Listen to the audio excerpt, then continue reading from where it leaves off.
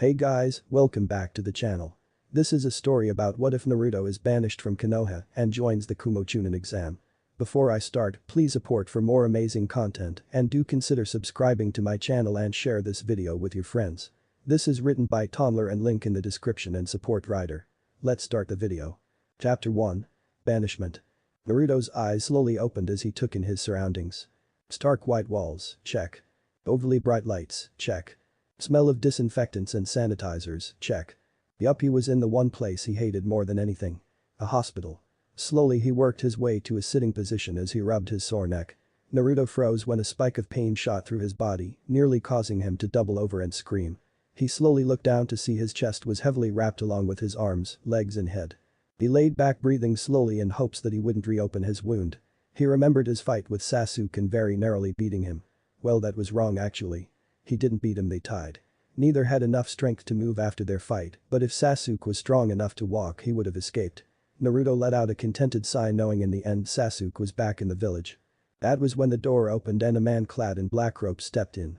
He had short black hair and red eyes. They weren't the Sharingan, so Naruto wasn't worried, but he still didn't have a clue who this man was. "Ah, so you are awake today," the man said as he approached Naruto.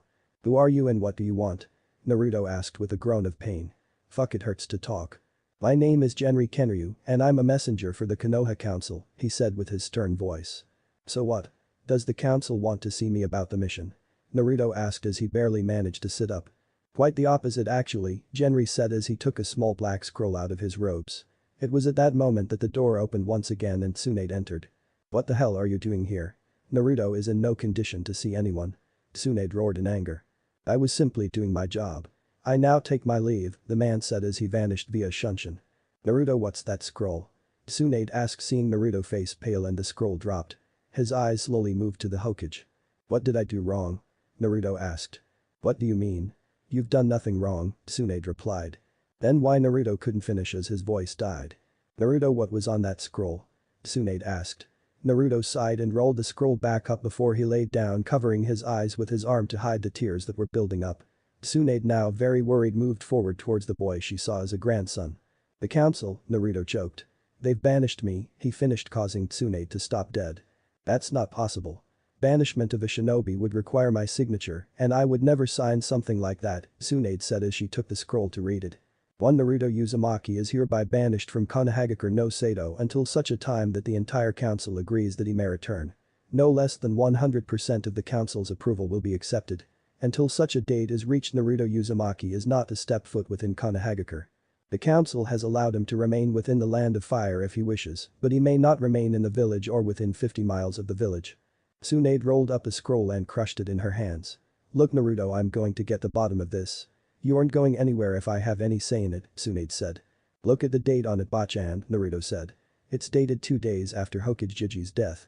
They passed it when we didn't have a Hokage," Naruto added. Tsunade's face paled. They had used the lack of a Hokage to pass this and held on to it until they wanted him gone. "Naruto," Tsunade spoke weakly. "I'm sorry, I guess I can't take that hat from you," Naruto said as he weakly started to get up. "Stay, let me fight this," Tsunade said, stopping him. "Even if I can't stop your banishment, I won't let them make you leave until you are positively 100% again," Tsunade added with tears in her. Already knew there was no fighting this. "As you wish, Hokage-sama," Naruto replied, and he laid back and tried to figure out what he did wrong. A few days had passed and Tsunade had summoned the remaining member of the Konoha 12 into her office.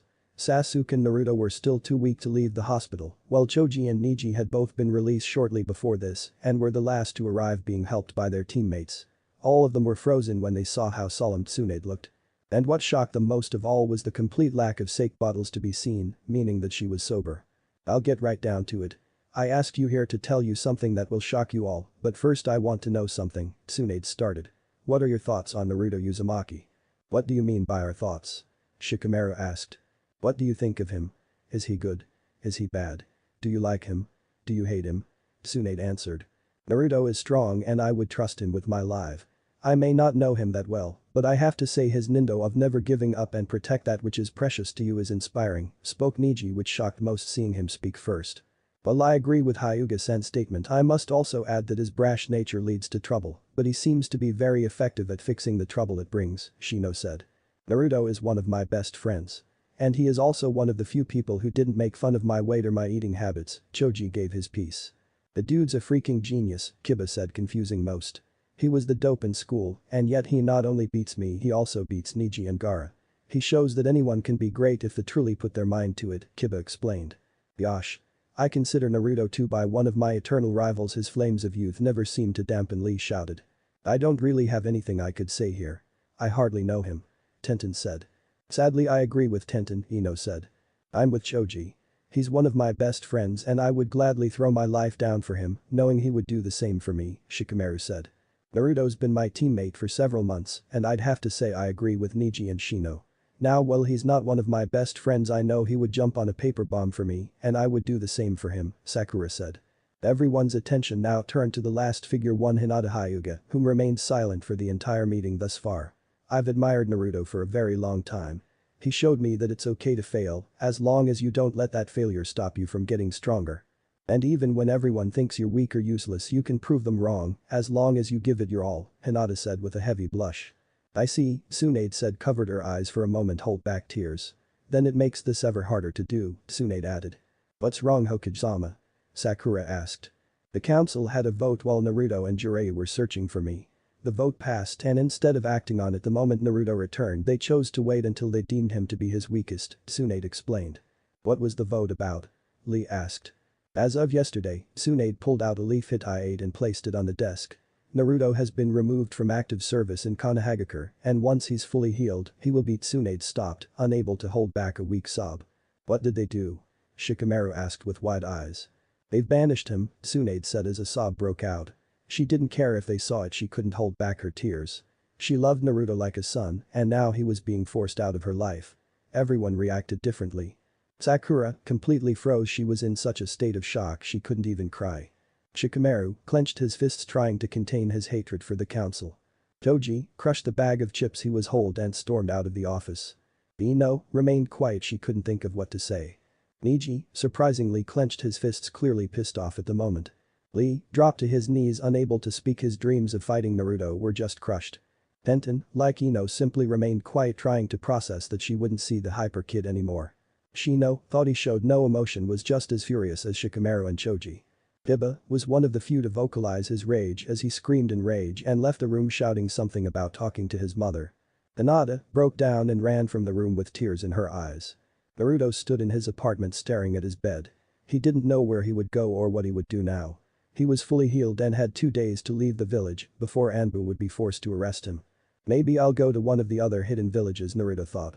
As he packed away his last shirt and closed his bag, he picked up his Gamma wallet and moved towards his door.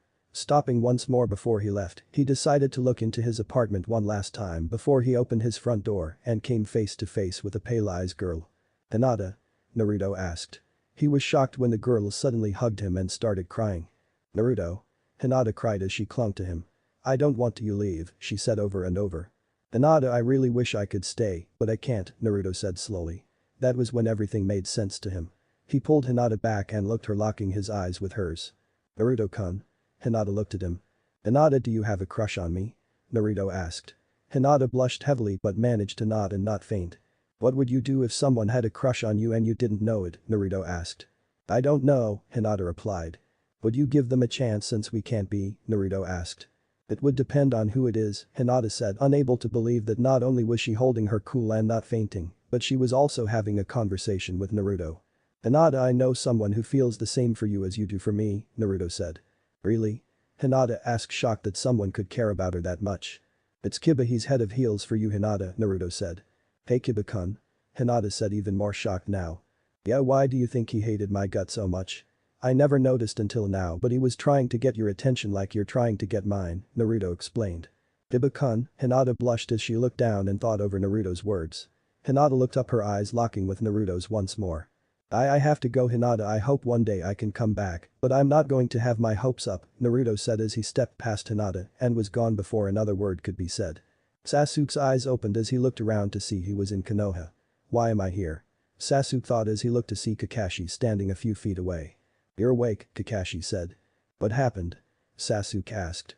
What's the last thing you remember? Kakashi asked. I remember fighting Naruto. Wait, why was I fighting Naruto? Sasuke asked. So it really was the curse seal. Kakashi thought as he rubbed his chin. What? Sasuke asked. Think hard. Why did you leave the village? Why did you want to go to Orochimaru? Why did you attack Naruto? Kakashi asked. I remember having this strange thirst for power. I truly believed that if I went to Orochimaru I would be able to kill Itachi. Why did I think that? Sasuke's brain felt like it was on fire. So I was right. Another voice asked. Sasuke looked up to see Jiraiya and Tsunade standing in the doorway. Right about what? Sasuke asked.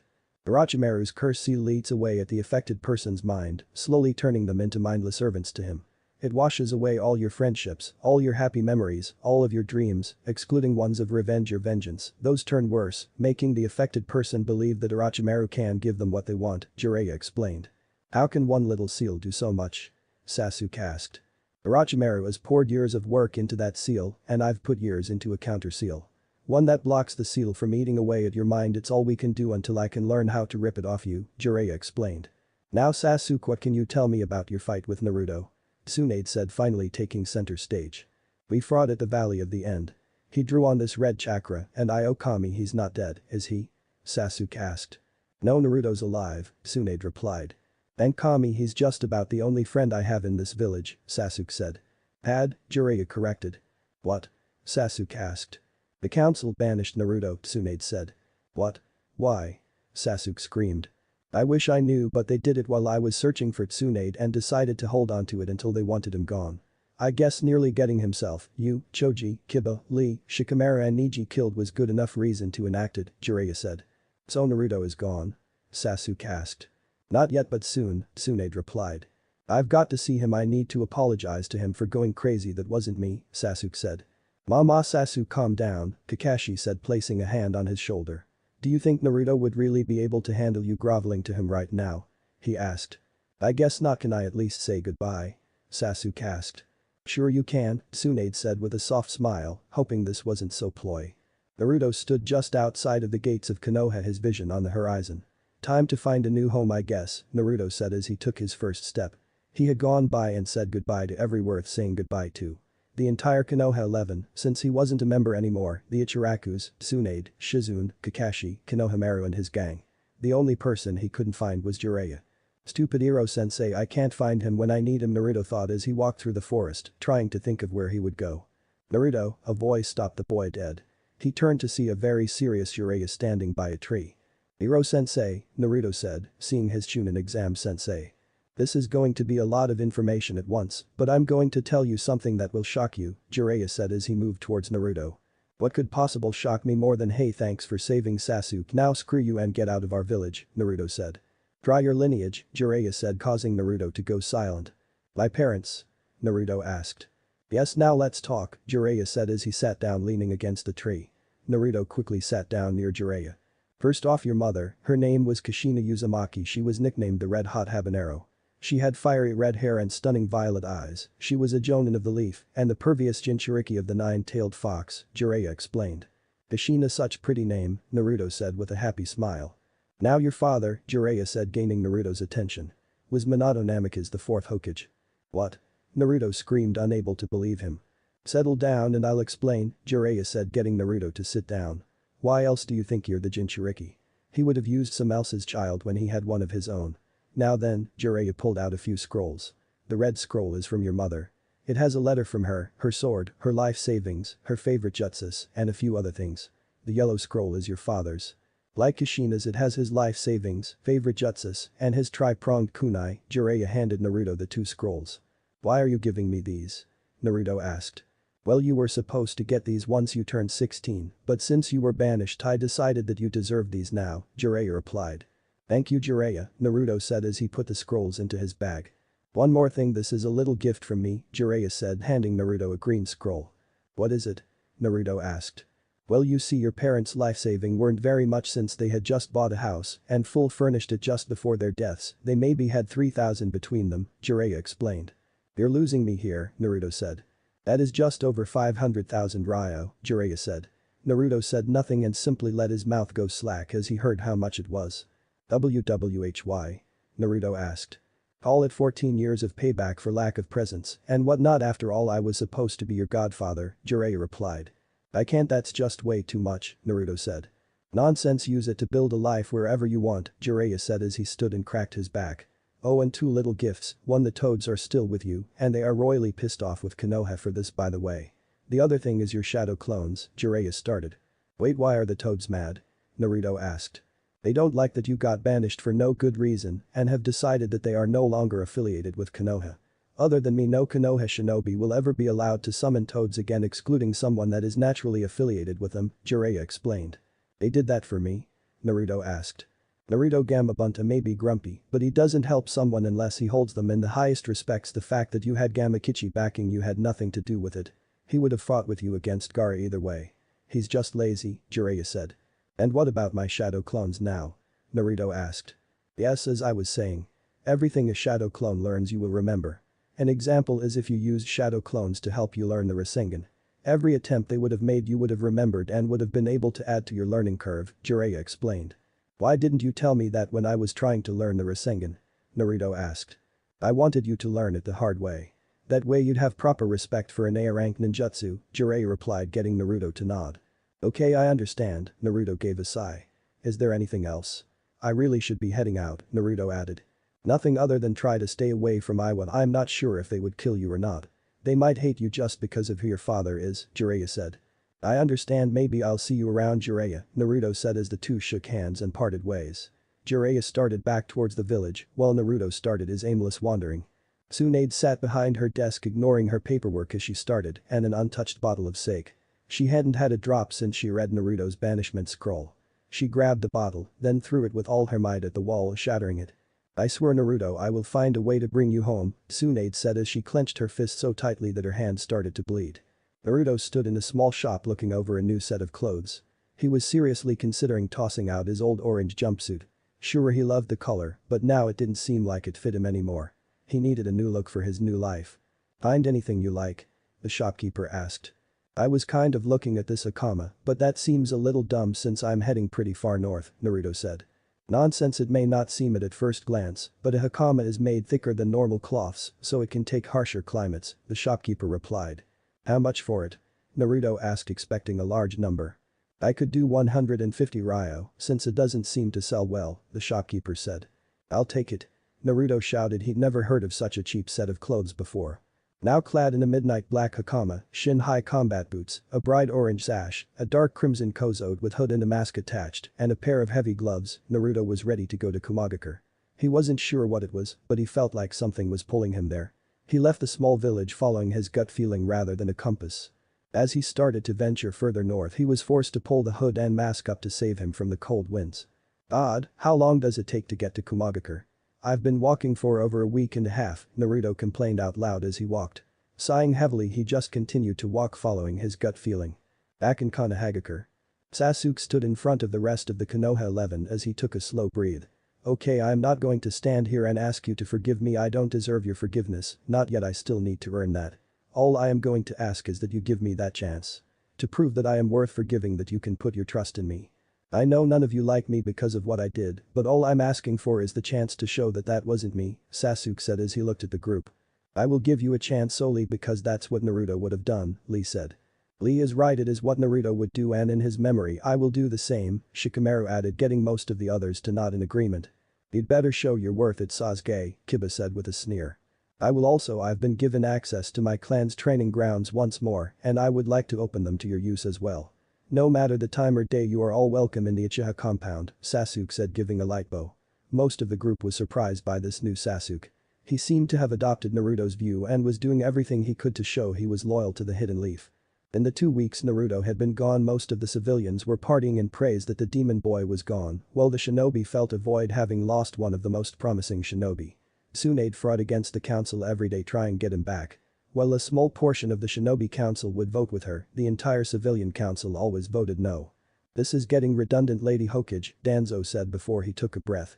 I would like to set forth a vote, he added. What vote? Tsunade asked with a growl. Simply to limit how many times you can make us vote on the same subject. Such as the Uzumaki's banishment to once a year, Danzo said. I second that, Himeru said quickly. Heard, Kaharu added. Before Tsunade could squash the vote, the entire civilian council voted in Danzo's favor, along with roughly half of the shinobi council. Very well, it is passed, Tsunade said with venom. Now then, is there anything else to cover or is this meeting adjourned? Tsunade asked. I would like bring up a suggestion of Uchiha Sasuke becoming a Chunin, a civilian councilman spoke up. Very well, Nico, bring Uchiha Sasuke here, Tsunade said. Naruto stood in a small village, his face stuck against a window as he looked inside, nearly drooling as he looked at a set of armor. Whoa, that looks so badass, Naruto said as he eyed up the armor once more before entering. Anyone here? Naruto asked as he stepped inside. Yes my boy, what can I do for you? A rather scarily buff man asked. I was wondering what you have for shinobi armor. Naruto asked. That's all I sell. I specialize in assault armor like the set in the window, the man said as he cracked his neck once while he eyed up Naruto. I saw that it looked badass, Naruto replied. Always nice to see someone take appreciation in my work, the man said. Now what can I do for you? He asked. I was kinda thinking about getting an armor set, Naruto said while he scratched the back of his head. I think I have just the thing for you, the man said as he disappeared into the back of his shop. After several minutes the man reappeared with a mannequin and a set of armor. 1. This is my masterpiece, the armor is damn near indestructible, is coated with seals on the side that makes it fit its wearer, completely chakra adaptive, and can be sealed by the wearer so it can't be removed, he explained the armor as Naruto looked at it like it was a gift from Kami himself. Can I try it on? Naruto asked. Sure, have at it, the man said. Naruto nodded, then moved to the mannequin. He took his time removing the armor from the mannequin so he could see how it went on. There's a lot to it, Naruto said as he pulled off the chest piece. Yeah, but it'll be worth it, the man said. Naruto finished stripping the armor and put on the black bodysuit that was to be worn under it. This is kind of heavy, Naruto said as the suit shrunk to fit him. Yeah, it's ironweave. The stuff is strong enough to stop a kunai, he said as Naruto put on the dark gray plated greaves on the shin guards were 3 curved spikes. Naruto watched as they shrunk to size just as the suit had. Then came what Naruto would have called an armored kilt, followed by the chest armor and shoulder guards. The shoulder guards like the greaves had 3 curved spikes on them as well. He then moved to the spiked wrist guards and chainmail gloves. He took a moment to see the gloves had 2 long claws that extended a good 6 inches. Naruto couldn't help but smile as he took a once-over of himself to see how good he looked in the armor.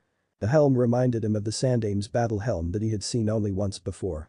But this had what appeared to be a 3-pronged claw on the forehead that bed over the helm, along with a mouth cover. Now this helm here is special. One put on it will darken the inside of the helm, hiding your eyes and face away, so nobody could tell what you look like.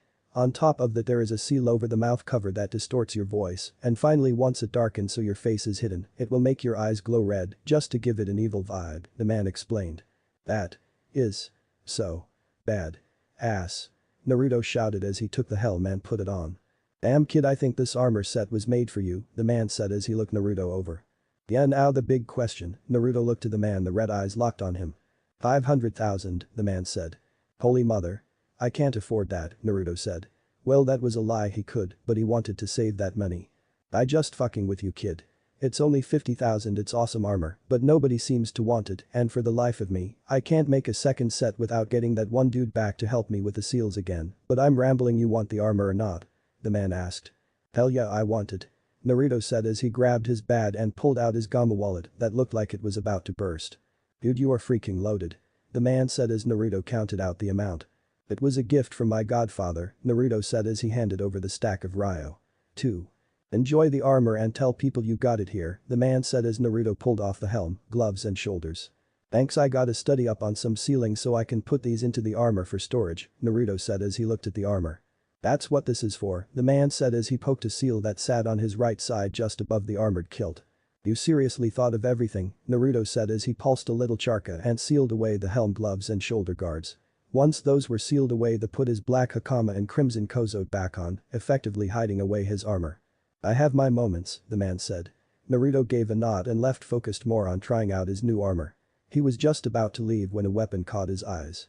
It was an Naginata, the how the blade shined is what really caught his eye. It seemed different from the other weapons. What's up with this Naginata? Naruto asked. Oh, that was my father's last weapon. The metal is something strange. It's harder than steel but lighter at the same time. I made a promise to my old man that I would only give it to someone that I truly believe deserves it. I'm not allowed to sell it. And he told me I'd know who deserved it when they touched it, the man explained. What did he mean by that? Naruto asked. He said it was made to it would react to a certain man's chakra, but he died years ago, so it was never picked up. So dad said one day someone would be able to awaken the metal, he explained. Awaken? Naruto asked. Yeah, right now that blade is weaker than tin, but once someone with the Uzumaki blood in them touches it, that's when it will take on the stronger than steel property, the man said. Uzumaki, Naruto said as he grabbed the staff and instantly the blade shined crimson, then returned to its basic steel color. You're in Uzumaki. The man shouted. Half on my mom's side, Naruto replied. Leaf Shinobi, Uzumaki you're Kushina's boy. The man shouted. Should I be worried that you know that? Naruto asked. I'm Jaken Uzushin, I'm from one of the other clans that made up Yuzu no Kuni. There was more than one clan from there? Naruto asked. Uzumaki, Ushun, Kijini, Takeoni, Rurana, Kamigate, and Yuzuki were the clans made up Uzushigakur, Jaken explained. Whoa, there was a lot of us, Naruto said. Uzushin and Uzumaki are basically gone. Most of the other clans went far to the west completely out of the elemental nations, Jaken explained. Wow, Naruto said. Come here kid, Jaken said getting Naruto to walk towards him. Naruto was confused when Jaken gave him back his money. I'm not charging the closet thing I have to kin, Jaken said. I don't know what to say, Naruto replied. Just say you got your baddest gear here, Jaken laughed. By the way take the Naginata, her name is Shinikiba or Death's Fang. I promise I will wear this armor and use this weapon with the utmost pride my brother, Naruto said with a bow. I have a feeling you will, Jaken smiled. It had been just shy of a week since Naruto had bought his armor and returned to his travels. He was deep within the land of lightning, but had yet to find the hidden cloud village. Naruto stopped seeing nothing before him but water and massive rocks. He glanced around seeing a small hut with a sign on it. Unraikyo that's not Kumohagakure. Naruto shouted angrily and he stopped his feet a few times. And just who are you? A feminine voice asked causing Naruto to spin around. Who's there? Naruto asked seeing a blonde-haired woman sitting on top of the hut. We are Kumo Shinobi, Yujito and B, a large man said as he exited the hut. Naruto simply stared at the two.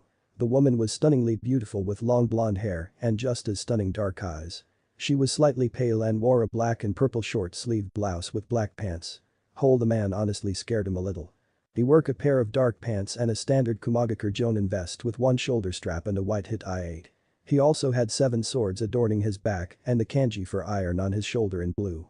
I'm Naruto, Naruto said offering his hand to the two. Well B returned his handshake the woman just stared at him expecting something more. So why are you looking for our home? Yujito asked. I used to be a Konoha shinobi, but I got banished so I was looking for a new home, Kiri is in the middle of a civil war, I don't like the idea of Iwa for some reason, and Suna just seemed to dry for my tastes, Naruto explained. So you thought you'd just come and make Kumo your home? Yujito asked. No I know I'll have to earn my keep and I'm more than willing to do so, Naruto said. What skills you got, gotta know if it's worth giving you a shot, B said starting his rapping. I have shadow clones and the Rasengan that's about it, Naruto said ashamed of himself. What rank were you? Yujito asked. Genin, Naruto replied again ashamed. You were a Genin with the Rasengan? B asked slightly shocked. Yeah I'm a special circumstance, so I'd probably never become anything more than a Genin, Naruto said. What circumstance? Yujito asked. I'd rather not say, Naruto said quickly. No way for show? B suddenly said. What? Both Naruto and Yujito asked. Ain't nothing to fear you've got the 2 and 8 here, B said, pointing to himself and Yujito confusing Naruto heavily. 2 and 8. What does that mean they're like me? Naruto's mind screamed. You guys have Biju sealed in you? Naruto asked. Yes I have the Nibi, Matatabi, Yujito said. And I'm Raka Killer Melody as the 8th Jinchuriki, B rapped. I have the Kyubi, Naruto said. No foolin', B said. We should take him to the Raikage, Yujito said. Go show bro'll know what to do all ya. B laughed. That's didn't even rhyme, Naruto said. Just gotta give it time, B replied. I'll kill you, Yujito growled. Then I'd be blue, B replied. Oh go eat an orange, Naruto shouted. I'll slap you with a door hinge, B laughed. Let's just go, Yujito said. But the flow, B said as he started to walk leading them to the hidden cloud. Once they reached the hidden cloud Naruto instantly noticed that nobody was looking at Yujito or B with spider hate. Instead they looked to them with respect and love. Yujito had just about all of the men's eyes, while B had the women's. Naruto looked around seeing a few people waving to him while others looked at him cautiously. Guess you aren't used to this? Yujito asked. No in Konoha I was quite literally spit on, Naruto replied. That's not cool yo, you should have come here sooner bro, B said as the three started to ascend a long staircase. So should I be worried about meeting the Raikage? Naruto asked. Nah he's a big softy, Yujito replied. Do you? B replied as they reached the door. Yo? Bro. B's here. B said as he kicked in the door. You're paying to fix that door, the massive figure that what the Raikage replied. Naruto froze instantly seeing the large man in white and yellow cage robes. "We have someone who would like to meet you," Yujito said. "Eh? Why is it you brought a little boy here?" the Raikage asked. "Yo, his name is Naruto and he's out little bro," B replied. With a raised eyebrow the Raikage took a moment to look over Naruto. "Boy, step forward," the Raikage commanded. Naruto obeyed and gave a light bow. He seems a little scrawny and short," I said. "I didn't have the best life in Konoha, Raikage-sama," Naruto said. "Yeah, don't do that," I replied quickly. "You've lost me," Naruto said. "I hate that Sama crap. Just call me Raikage or A-san," I said. "Raikage it is," Naruto said. "Now I would assume you have a Biju since Yujito and B are both claiming you as a brother." "Yes, I house the nine-tailed fox," Naruto said. "That would make you Uzumaki that was banished from Konoha a short while back," I said. "Yes, Raikage-chan," Naruto said. "Well then what makes you think you can make a home in Kumo?" I asked. "I don't know, I just felt something pulling me here," Naruto replied. "Interesting, explain this pull," I said. "Well, when I left Konoha I felt this pull in my gut pointing me towards Kumo. So I followed it and it ended up leading me to B-san and Yujito-san here. So all I can assume is the pull was something to do with being a Jinchuriki," Naruto explained. "Well, you'll need to be training and controlling that fox before we do anything," I said. "Leave his training to me and Yugi," B said. "I told you to never call me Yugi," Yujito growled. "Aw, but it rhymes so good," B replied. "B, stop, how long do you need?" I asked. "I say 1 or 2 or 3 years to leave him with no peers," B rapped.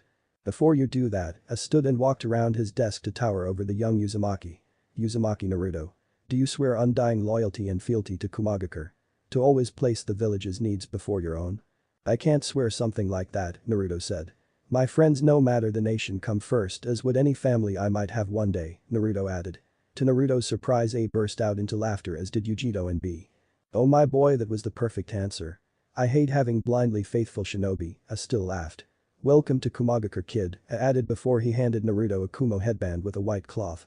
"I swear I will do everything I can to prove you are not making a mistake," Naruto said. "I have no doubt," I replied. For 3 years he worked himself to the bone. Every day he would train both mind and body. Whether it was speed training with Yujito, strength training with Killer Bee, academic studies with Samui, or Kenjutsu with Kari and Amoy. He didn't really train with a sword since his weapon of choice was now Death's Fang, the naginata he was given by Jaken. His training only stopped for a short time with Uriah visited and gave him the key to his seal, only after they had one hell of a sparring match, after he gained that it was thanks to the combined help of Yujito, Killer Bee, and the surprise appearance of his mother that he defeated the nine-tailed fox and took the great fox's chakra for his own. Now he stood before the Raikage ready to accept his next mission. The years had been kind to Naruto. He now stood at 6'1", making him only slightly shorter than B. His blonde hair now rested on his shoulders or tied into a short ponytail. His clothing hadn't changed in the years. When outside of a mission he chose to keep his deep crimson kozode and black hakama. He had taken the time to adorn the Uzumaki crest on the back of the kozode. When he was sent on a mission he would gear up in his battle armor. Just as Jaken had said, the armor grew with him. The only change that happened to the armor was he had engraved the hidden cloud emblem onto the helm. Naruto's head turned to see several people walking in. The first was Yujito and B, both of them full geared and ready to go. B was wearing his usual attire in a white single-shoulder strap flak jacket, a dark gray pair of pants, and his white scarf. Yujito, like B, was in her usual attire of black pants and her black and purple blouse. The next was a younger man with blonde hair and overlong shirt with a hood, dark pants, his hands were wrapped in red bandages, and he had black shin guards. He was one of few Kumo shinobi that wore black hit I-8. Like most Kumo shinobi, he had a long sword on his back with a white sheath and handle. He had become one of Naruto's closet friends, he was Amoy. Then there was a younger red-headed woman with amber eyes and milk chocolate skin. She was dressed in a short-sleeved dress with frilly edged adorned with a flak jacket. Thought it couldn't be seen she had a pair of fishnet stockings under her dress. And her hair was kept back by her bandana-style hit I-8. She too had a long sword sitting on her back. She reminded Naruto heavily of Sakura, except she was infinitely more terrifying. She went by the name of Kari. The next was Samui, and she was dressed in her basic attire. Clad in a dark gray tunic with a white corset that helped show off her ample cleavage. A short skirt stopped just before her mid-thigh. Her wrists were wrapped in red, and unlike other Kumo shinobi, she had a tento sitting over her back. "But you all made it," I spoke. "This better not be a waste of time," Yujito said. "Yeah, I need to on my rhymes," B said. "Stop that," I said quickly. Stopping B before he could get his rapping started. "So what's this mission, Raikage-sama?" Amoy asked. "I'm sending you to Kurigakure." Their Mizukage needs to be brought down, I explained. He's a Jinchuriki, Naruto said, getting a nod from A. Of the three-tailed turtle, A replied. He saw Naruto, Yujito and B all tense up slightly. He knew that none of them really wanted to kill a fellow Jinchuriki. I have a request, Raikage-san, Naruto said with a bow. No, A replied quickly. You didn't even hear my request, Naruto said with a slight grin. You want me to let you follow that gut feeling you have, A said with a blank look. Maybe a little, Naruto replied with a foxy grin. Yo bro, let him go, B said. I'll think about it after the mission, A said. As you say, Naruto said looking to the others in the room. He figured either B or Yujito would be in charge since they were Jonin and Jinchurikis. Now then Naruto, you're in charge, A said. In charge of what? Naruto asked. The mission, A replied. Which mission? Naruto asked, his mind was simply not connecting the dots. This mission. A shouted before he took a long breath. Naruto, I'm putting in charge of this mission to see if you are ready to become a Jonin. The rest of the group will follow your orders and report back to be on your leadership, I explained. Oh badass, Naruto said. Now take the reins and command your team, I said. With a nod Naruto turned to face the other 5 shinobi in the room. Right. You guys have a half hour to get your supplies together and meet me at the south gate. I want to be in the land of water by tonight, Naruto said. Yes sir, Carrie grumbled. She didn't like that he was getting a chance to be a Jonin before her. This could be bad. If we rush ourselves we'll get there and be tired, then we won't fight good enough and we'll die, Amoy said. Amoy shut up, Naruto said shaking his head. Half hour go, Naruto said as he made the ram seal and vanished in a swirl of what seemed to be a red mist. B, Yujito stay for a moment, I said. Yo what you need bro? B asked. How does training go? I asked. He hasn't mastered it but we've gotten it down, Yujito answered. I guess that will do, make sure he doesn't fuck this up too much, I said. With a nod from both of them the two were gone. It had been 3 years and he was the last one to become a Chunin. Some said he did it to spite the council. Others said it was to prove that he wasn't power hungry. But if someone asked him he would tell them he simply didn't pass the tests. Hey Sasuke, you ready to go? Said raven-haired shinobi turned to see Sakura and Kakashi walking up.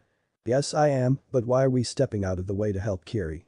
Sasuke asked as he hoisted his pack over his shoulder. They've asked for help, would you see them die? Kakashi counter-asked. Even when they argued his nose never came out of that damned book. Ugh no, Sasuke said slowly. But everyone's waiting, Sakura said with a grin. Let's just go, Sasuke said. Team 7 reached Eastern Gates to see the rest of the Konoha 11, their old Jonin senseis, and many more shinobi. He could see Shino trying to ignore Hinata and Kiba, they were at each other's throats again. Which surprised quite a few with how passive Hinata had once been. Whatever happened between her and Kiba had really opened her up. Ino, Shikamaru and Choji were all simply waiting. Another surprise, Ino wasn't talking everyone's ear off about some useless subject. Then there is Team Guy. Niji, ever the stoic shinobi, Lee and Guy both shouted about the flames of youth. Sasuke had to admit he felt bad for Tenten. Not a bad force, Sasuke said as the group ready to move. Alright Konoha, we move to free Kiri from the clutches of their tyrannical Mizukage. We will be meeting up with forces from Suna. Along the way from there we will meet up with the rebel leader Mei Terumi, Kakashi stated, getting the forces to move out. It took a week for all of the forces to settle in at the main base for the Kurigaku rebel forces. Suna had sent 20 shinobi along with the Sand siblings. Most of the rebel forces were in shock that the Kazukiage himself would come to aid them. I was sent no troops, claiming they were too far away. Konoha has sent 50 troops including the Konoha 11, their former Jonin sensei, and key shinobi like Anko, Genma, the original Ino Shikacho trio and Shizune, to head up the Midnin. Finally Kumo sent only 6 shinobi, but they claimed they were far more than necessary. To their knowledge it was their 2 Jinchuriki, Killer Bee and Yujito Nai, Killer Bee's team in Kari, Amoy and Samui, and finally their newest shinobi, the man clad in armor that never showed his face. But he had earned the title, the Crimson Shinobi, after he single-handedly slaughtered a group of 15 Chunin level, Nukenin. Currently Kakashi, leader of Konoha's forces, the Kazukiage Gaara, Mei Terumi, the woman that the rebel forces wanted to make the next Mizukage, and the aforementioned Kumo shinobi, stood at a table with their most trusted advisors. In Kakashi's case it had many more than the others, with him was their Konoha 11, Kurenai, Guy and Asuma. Gaara only had his siblings with him, Kankuro to his left and Temari to his right. Kankuro had a crow draped over his shoulder ready and waiting for the untrusting Kumo shinobi to make a move. Temari was just at ready, her hand never left her hip, giving her ample opportunity to grab her fan. This of course was pointless. Gaara was still the Jinchuriki of the Shukaku and easily one of the strongest people in the tent. And of course there were all 6 of the Kumo shinobi led by the bloodied nightmare that was the hidden guise of Naruto. Through his helm he looked to each of the Konoha and Suna forces, remembering them and seeing how they looked now. His eyes found his former flame first. Sakura had grown her hair back out, while not as long as it once was, it now sat on her shoulder, kept out of her eyes by her hit eye.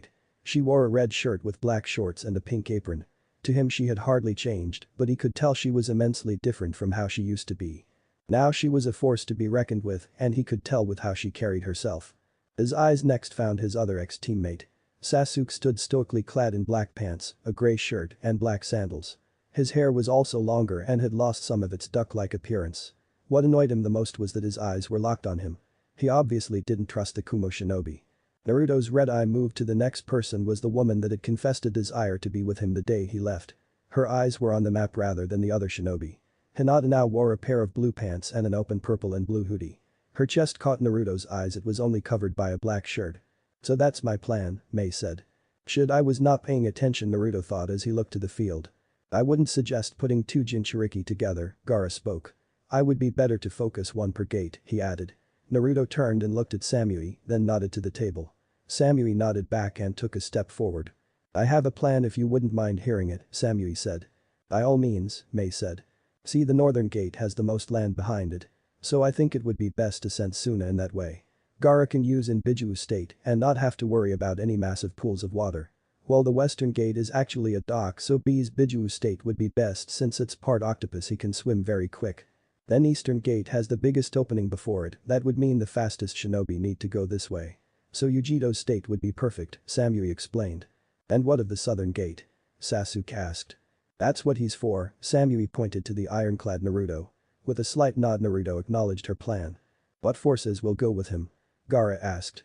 "Well, we'll keep Suna with you, the rebels with B, and Konoha with Yujito. So myself, Kari and Amoy will join him at the south gate," Samui replied. "Is everyone okay with this plan?" Mei asked, liking her plan more. There were no objections, so Mei gave a nod and dismissed everyone so they could get ready. "What's up with that guy?" Kiba asked, looking to the armor-clad Kumo-nin. "What are you talking about?" Shikamaru asked. "He's nothing like the others, he hasn't said a word since they arrived," Kiba said. "And this is a problem?" Ino asked. "It's just weird, usually people say one or two words," Kiba said. "Maybe he's a mute." "You're reading too much into it," Hinata said, deciding to prove Kiba wrong. She moved towards the Crimson Shinobi. His red eyes instantly locked onto her when she moved towards him. "The Hyuga, I'm honored," his voice was far deeper than Hinata was expecting. "Hello, my name is Hinata," Hinata smiled. "A pleasure," the armored shinobi replied. "So do you keep your name hidden for a reason?" Hinata asked. "I only tell those I trust," Naruto replied. He wanted to tell her who he was, but it was too soon. "That being said, I don't think your boy Toy over there likes you talking to me." Naruto's red eyes moved to the fuming Kiba. "He wishes. We tried that and he screwed it up," Hinata replied. "But in the end it was for the better. I used to be really shy," the pale-eyed heiress added. "But to know I like this outgoing girl," Naruto grinned from behind his helm. "Hands to yourself, big boy," Hinata smiled. "Everybody get ready to move out." A voice echoed out. "Until the next time, my dear," the armored Naruto said before he vanished in a swirl of red water to gather with his party. The attack started. The shinobi of the hidden mist were in panic as they saw three massive creatures moving towards their city. From the north they could see a large force of shinobi moving alongside what appeared a raccoon made of sand. To their west, 8 massive tentacles burst from the water and crushed part of the docks. The civilians ran screaming about the kraken. Shinobi trembled, unable to believe that they were under such an attack. The eastern gate wasn't any better. They were in complete panic, seeing a giant blue cat made of blue flames charging at them. With the other two gate, the civilians screamed and ran for their lives, praying the south gate was safe. "Civilians." A thunderous voice echoed from the southern gate. "You may leave though the southern gate. Shinobi, lay down your arms and you will be spared," the voice echoed out over the entire village. To no surprise, many of the shinobi chose to fight. The northern gate. Sand ran over the walls as shinobi poured into the gate. Temari, Kankuro and Gaara stood atop the massive sand construct. Temari's fan wiped around, sending sharpened waves of wind at the opposing shinobi. Kankuro's fingers danced around as he controlled his 3 puppets. Crow had been shattered and flew around with its poison blades, cutting all comers. Black Ant crushed and rolled over shinobi after shinobi, while Salamander protected their long-range fighters. "Sand burial," Gaara spoke as he trapped droves of Kiri shinobi in his sand. To the surprise of his siblings, he didn't kill them. He left them trapped in the sand.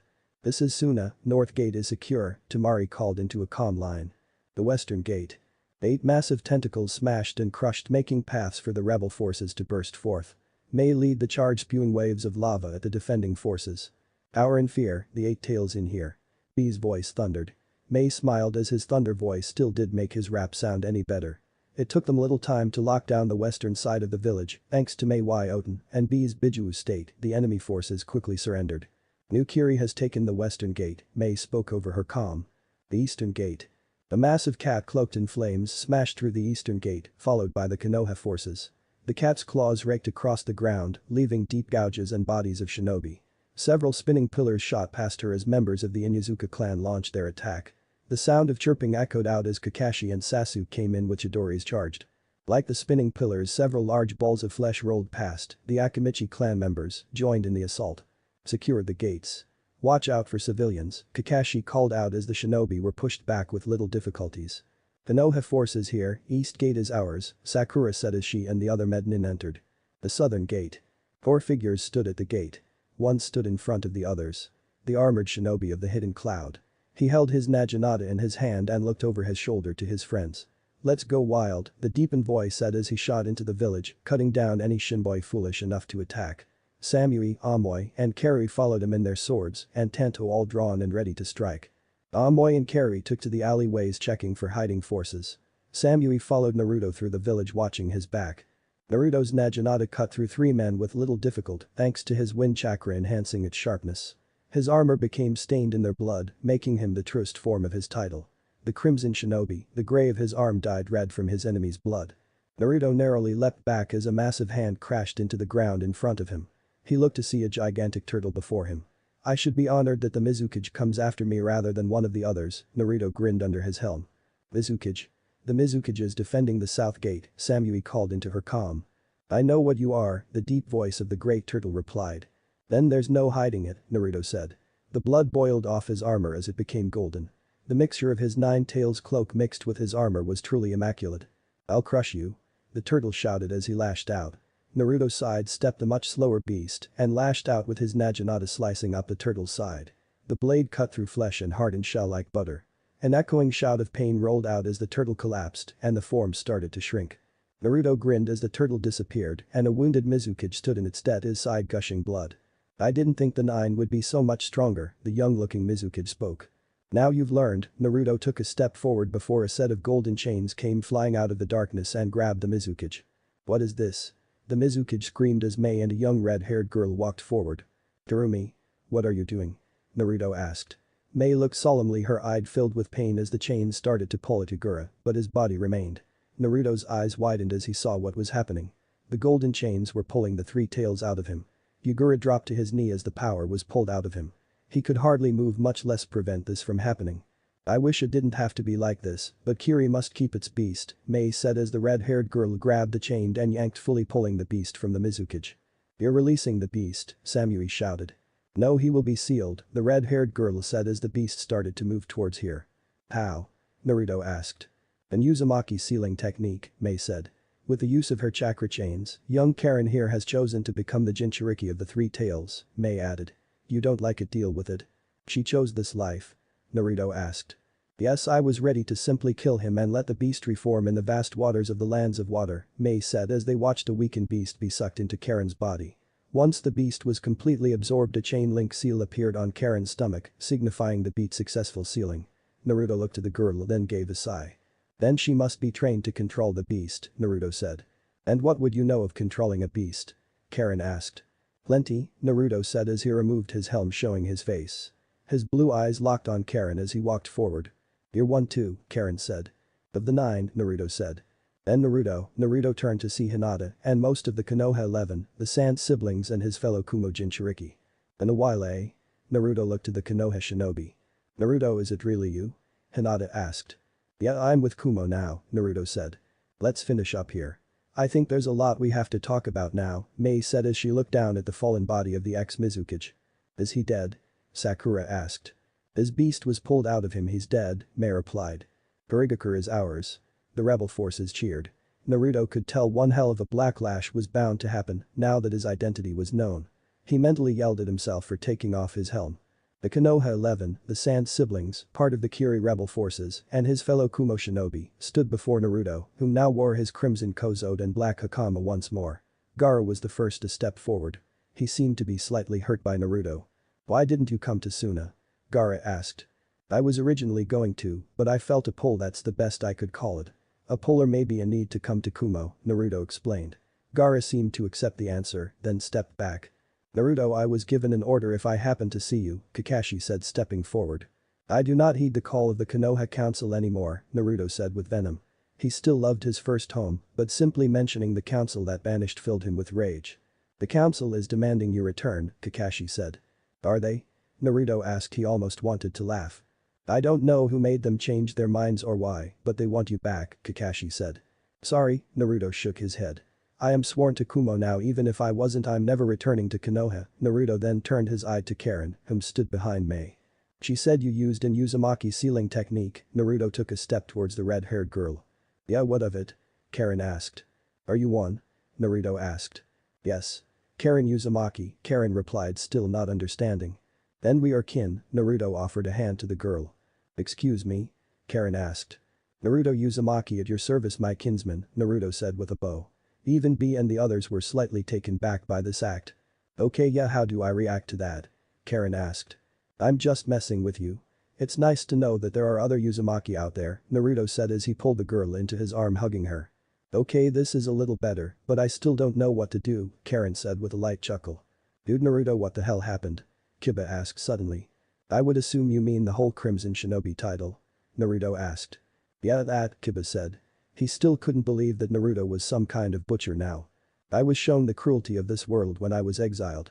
So I took upon myself to be rid of my foolish no-killing policy," Naruto said. His attention turned to his fellow Kumo nin. They were waiting for orders as he was still in command. "Vegito-chan, you're the fastest of us, so head back to Kumo and tell them mission complete, but me and B will be staying here for a short time. After all, my cousin needs help learning how to control her Bijuu," Naruto said. With a nod, Yujito turned and took off at a freakish speed. "Are you cool with helping out Karen?" Naruto asked. "No sweat, bro, we'll make her a pro, oh yeah." B grinned. Naruto shook his head, then looked to the last three. "Samui, Kari, Amoy, you three can head back to Kumo," Naruto said.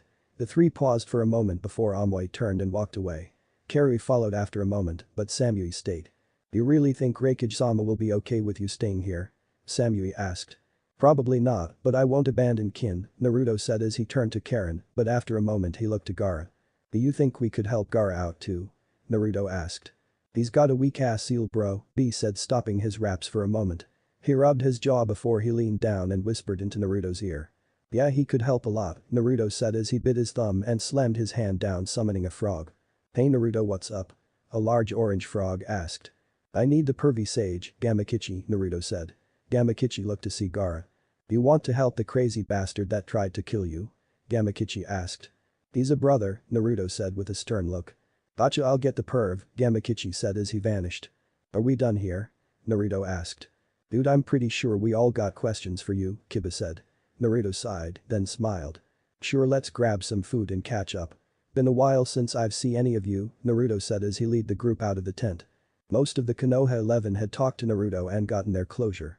Whether it was the near wordless stare-downs between himself and Shino or Niji, or the overly emotional and heartfelt conversation between himself and Sakura or Hinata.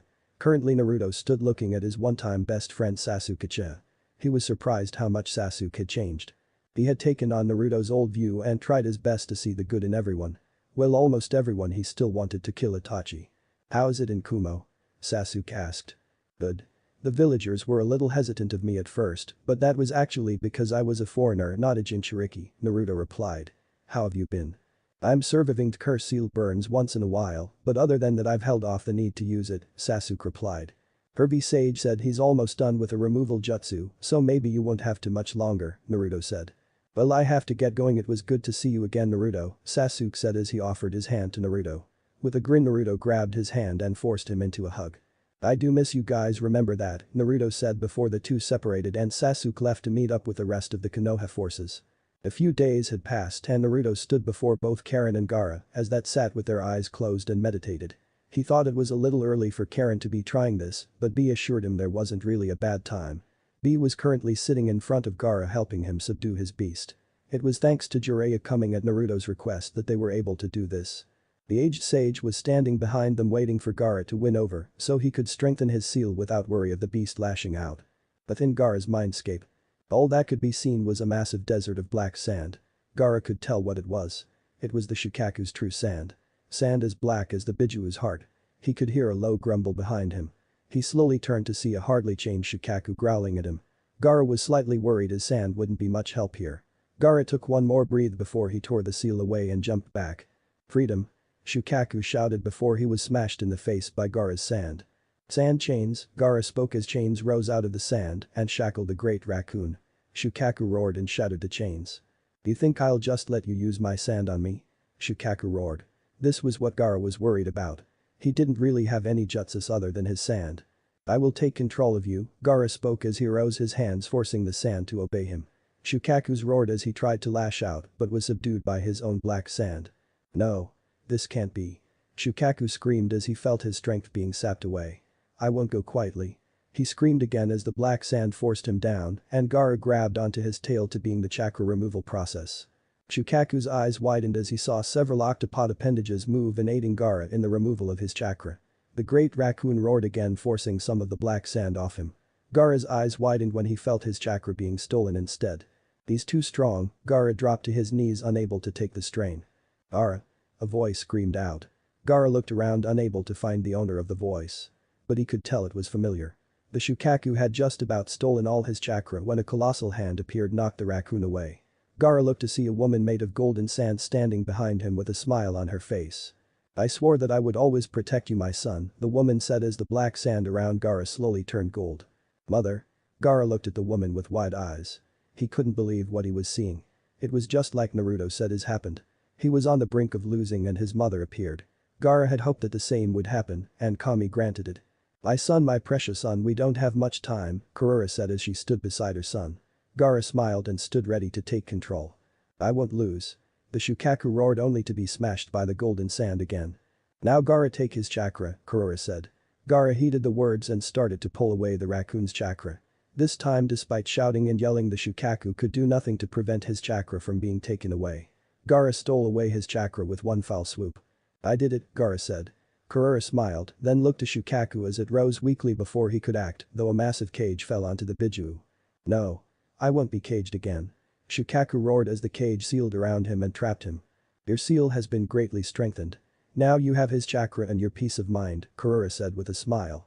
"I have to go now but remember that I will always love you." Kurura gave one last smile before she faded away, turning the entire black sand desert to gold. Outside. Gaara's eyes opened slowly to see Kankuro, Temari, Killer Bee, and Naruto all staring at him. He moved to stand when he noticed something odd. His gourd had changed. It was now black with gold markings. He smiled seeing the gold instantly reminded him of his mother. He decided to check out his sand and commanded it to move. That was when he saw his new sand. It was both gold and black. The two colors danced together as it moved around him. "Now that's badass," Naruto said with a smile. "Yo, I think the little red's finally down," B said seeing Karen was completely motionless. "Yo, looks like she ready." Naruto approached only to be blown back as Karen's form was overtaken by a bluish-green aura. Her eyes opened to showing her eyes were still hers. Killer B was the first to react. And his action was to drop his jaw in shock. "What happened?" Naruto asked standing up. "She got control," B said his raps forgotten. "How?" Naruto asked. Karen smiled widely as she stood and the aura faded away. "Isobu was happy that I just wanted to talk when I explained that I only wanted his power to protect my new home. He decided to give me a shot and relinquished his chakra to me," Karen explained. "That seems unfair," Gaara said seeing Karen smile brightly. "Yeah, that does," Naruto said before he cracked a grin himself. "Way to go, Karen." Naruto pulled the red-haired girl into his arms for a hug. Karen returned the hug then pulled back. "So what now?" Karen asked. "Well, now Gaara returns to Suna and B and I go back to Kumo," Naruto said. "What about the gut feeling?" B asked still not rapping. I'm going to guess it was Karen or the Three Tails," Naruto said. "You must come to visit sometime," Gaara said with a smile. "I will take care of yourself." Naruto shook Gaara's hand before the two Kumo shinobi left for home. Naruto stood before awaiting his punishment for returning later than promised. He figured he'd blown his chance at Jonin and was now SOL. "Uzumaki Naruto," I spoke sternly. Naruto took a step forward awaiting his cage's command. "I am proud of you." You took your mission one step further and helped Kiri's Jinchuriki control her beast. We were asked to help Kiri regain stability. Helping your kinsman gain control of her Biju will be of great help to them. So it is with little argument from the advisory council that I hereby grant you the rank of Jonin of Kumo, said, making Naruto's face light up. Naruto wanted to jump for joy but figured it was a bad time. It's fine Naruto, you should have seen what Yujito did when she became a Jonin, said. Oh yeah, she partied non-stop, right until she dropped, B-rapped. Naruto shook lightly, then lost it. Yeah. I'm a Jonin. Naruto screamed at the top of his lungs. A and B both laughed seeing his display. I'll also let you know you may now take a Genin team if you wish, said. I think about that one, Naruto laughed. Deep within Konoha. What do you mean he won't come back? An aged man asked. It seems Uzumaki-san is happy in Kumo, a masked man said with a bow. The aged man gripped his cane tightly, then looked to the man. Kill him sensei. His stealth should be sufficient enough to kill him, Danzo commanded. Permission to speak freely, sir? The man asked. Usually Danzo wouldn't allow this, but just this once he would let this slide. Granted, Danzo said. So I will die if you send him. He has the 9 tails chakra, armor that seems impenetrable, and an ajanata that cut through the 3 tails shell like butter, the man explained. Who would you suggest then? We can't let him walk around, Danzo said. Send the 4, he said. Do you think they can win? Danzo asked. Promise them their freedom if they kill him. If they fail we lose nothing, if they succeed you can wipe their minds, the man said. Well thought, Tao, send them and promise them their freedom, Danzo said. As you command, the man vanished. Back to Kumo. Naruto sat in a bedroom looking at a folder. It was a Genin team. He wasn't sure if he wanted to take a team. After all, he was only 17, almost 18. Was he ready to do something like this? He still wasn't sure, but he figured he could at least look at some of the teams. Tensei Hikage, Masami Nasoku, and Zane, Naruto read aloud. Tensei Hikage. Silver hair and eyes, constantly pulls pranks on his fellow classmen. Said to be dead last in the school. Masami Nasoku. Blue hair, brown eyes, Kinoichi of the year, and has obsessive love for ramen and training. Zane. Black hair, orange eyes, most commonly found reading or sleeping. Geez, these kids are practically made to be led by me, Naruto laughed. Naruto looked up when he heard a knock at the door. That was when he remembered he was supposed to go out to dinner with Yujito, B and the others. He closed the folder and grabbed his kozode and reached the door. Hey, you ready? Samui asked. You're the one that came to get me? I figured Yujito would have been here to kick my ass for spacing out, Naruto laughed as he tucked his kozode in. Samui just rolled her eyes and started to walk away. Let's go, the others are waiting, Samui said. Her face was flushed from seeing Naruto without a shirt and she did not want him to know she was blushing because of him. I'm coming, wait up, Naruto said as he grabbed his keys and locked his door before he followed after her. Chapter 5. Sounds within the cloud. Well, the voting is going well, and it seems like more people want him to become a sensei, but a few have made good arguments about him getting a little wiser and are more experienced before he takes on a team. We'll see after this chapter what people think. Naruto stood in a tree, his eyes watching over an academy. He still wasn't sure if he wanted to be a sensei. Sure, it sounded cool, but was he ready? Could he do it? Would it be safe to do so since Akatsuki were still on his ass? Especially since the 4, 5, and 7 had all been captured. They would be making their move on him, B, Gaara, Yujito or Karen really soon here. He figured now that Gaara had the Shukaku under his thumb he would be fine. But Karen was still very new when it came to her Biju powers. Making her the ideal target. Uzumaki-san, Naruto turned to see a Kumo Jonin looking up at him. Hey Jay-san, Naruto replied. Breakage-sama wants to see you, Jay said before he turned and walked away. Naruto made the ram sign that vanished in a swirl of his red water. Gaara stood on the roof on the Kazukiya's tower as a strange white bird flew overhead. A figure landed on the roof and spoke, infiltration complete. The figure stopped when he noticed Gaara standing before him. Found me already, eh? He asked. There are no birds like that in these deserts, Gaara replied as his sand started to flow out of his gourd. The man jumped back and threw a clay spider at the Kazukiya. Gaara did nothing as his sand protected him from harm. The spider blew up and the sand moved away, showing the blonde man was on the bird once more. Gaara's eyes slowly followed him. Deidara assumed the redhead was waiting for him to make his move. Well, I don't want to keep him waiting, Deidara said as he made 5 clay birds and sent them at the sand wielder. Just like the first time the sand blocked the explosion. I don't remember anyone saying his sand was black and gold, that seems like something they should have told me. Deidara slowed seeing Gaara still hadn't moved. Not going to attack? Deidara asked. I did, Gaara replied. Deidara's eyes widened when he felt something starting to squeeze him. He looked to see all the black on his cloak was coated in his black sand. Shit. Deidara roared as he ripped off his cloak just in time to survive as the sand crushed in. Deidara let out a sigh of relief. Putin. Kazakiri no jutsu, Deidara looked to see the wing of his bird was sliced up and a figure appeared on the body. Up at art. Senbon hell. The figure's mouth opened and senbons shot out. Fuck. Deidara growled as he failed to dodge the senbons and crashed into the Kazakija's tower. He looked up only to see black and gold sand encase him shit. I can't move. Tsubaku Kaio, Deidara struggled with all his might but couldn't break free. Tsubaku Sozo, Gaara clenched his fists and blood erupted from the sand. Just like that, Akatsuki was down one member. Gaara turned his eyes on the entrance to the village. He could see a figure moving away from the gates at quite a clip. He figured it was the blonde's partner fleeing now that he or she was alone. Tsunade sat behind her desk with clenched fists. She was both furious and happy. She was pissed that Naruto wouldn't come home, but she understood why and was happy he had found somewhere he was happy. She wanted to have him back to be able to name him as her successor and to watch him grow up into a fine young man. But it seemed she would never have that. Okazama, a voice asked. Tsunade looked up to see Kakashi stepping in. What is it, Kakashi? Tsunade asked. Here, Kakashi handed her a scroll with a Uzumaki swirl on it. Tsunade didn't hesitate to grab it and open it. She knew it was from Naruto. Hey, Bachan. I'm happy here in Kumo, so don't beat yourself up. I've mastered my burden and even found something worth fighting for again. I met the 2 and 8 tails containers and they both are cool. Me and Yujito, the 2 tails, get food just about every other day. She's really cool and we have a lot in common. He's the 8 tails, is awesome even if he raps all the time. He kicks ass and fights like a monster. Great training. Then there is Carrie, she's a real firecracker like Sakura. I can't hang out with her too long, it remind me of you guys, and that hurts. And I'm forgetting about Amoy, I swear I found the one person weirder than me, his obsession with candy is kinda creepy, was I that bad with Raymond? Oh sorry I'm rambling here, thanks for the letter, I hope I can visit sometime. The number 1 knuckle-headed Kumohagakure shinobi Uzumaki Naruto. Tsunade slowly closed the scroll and wiped away a tear. She missed the blonde so much. Thanks Kakashi, Tsunade smiled. Kakashi gave a bow and left. Naruto stood alone in a field, he was sick of being followed. Come out, Naruto growled.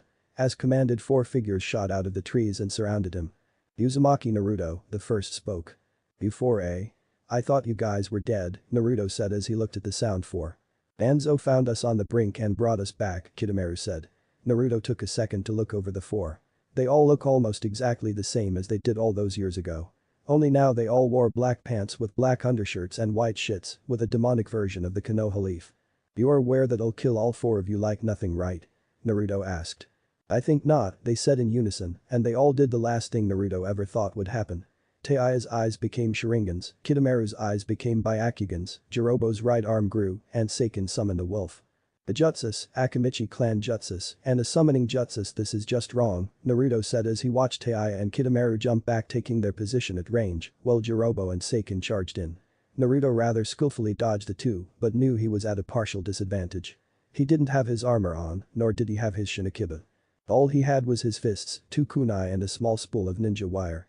His opponents on the other hand were geared to the teeth. Naruto flipped backwards, activating his chakra cloak as he did. His body and clothes became gold with black accenting it. All he needed now was his weapon, and these 4 wouldn't last 2 seconds to jutsus or not. Naruto looked to see he was surrounded by 5 now that Yukin and Seiken separated. Pain. Ryuken no jutsu, Kidomaru spoke, spewing fire at Naruto. Gyuden. Tatapa, Teia's chest swelled, causing Naruto to have a bit of blood draw from his nose before the wind mixed with the fire. Raiten. Kanjikiha, Seiken shot forth a wave of lighting. Oten. Doryo Dango, Jirobo lifted a truly massive rock from the ground and threw it at Naruto. Suiton. Teppadama, Yukin spoke, adding in a burst of water. Collaboration jutsu. 5-element death jutsu, all 5 spoke at once. Naruto's eyes widened when the 5 jutsu converged on him. Yukin quickly fused back with his brother so they could do the next step. Shishienji. The 4 called out, trapping Naruto within as the jutsu went off. The explosion was so massive that the walls of the barrier jutsu were pushed out and the 4 were nearly knocked back. I don't care who the fuck you are. Nobody could have survived that, Teiya said. She spoke to see as the dust settled there sat Naruto bleeding heavily and panting. It had taken his entire cloak to counter the explosion, but he still wound up getting burned up a bit. Well fuck, that hurt, Naruto said as he slowly stood up. Teia's face reddened slightly seeing Naruto's lack of clothes, as now he was only clad in a charred hakama. How the fuck did you survive that shithead? Teiya asked, willing her flush to go down. The same way I survive everything. Pure dumb luck, Naruto said as he felt something coming his way.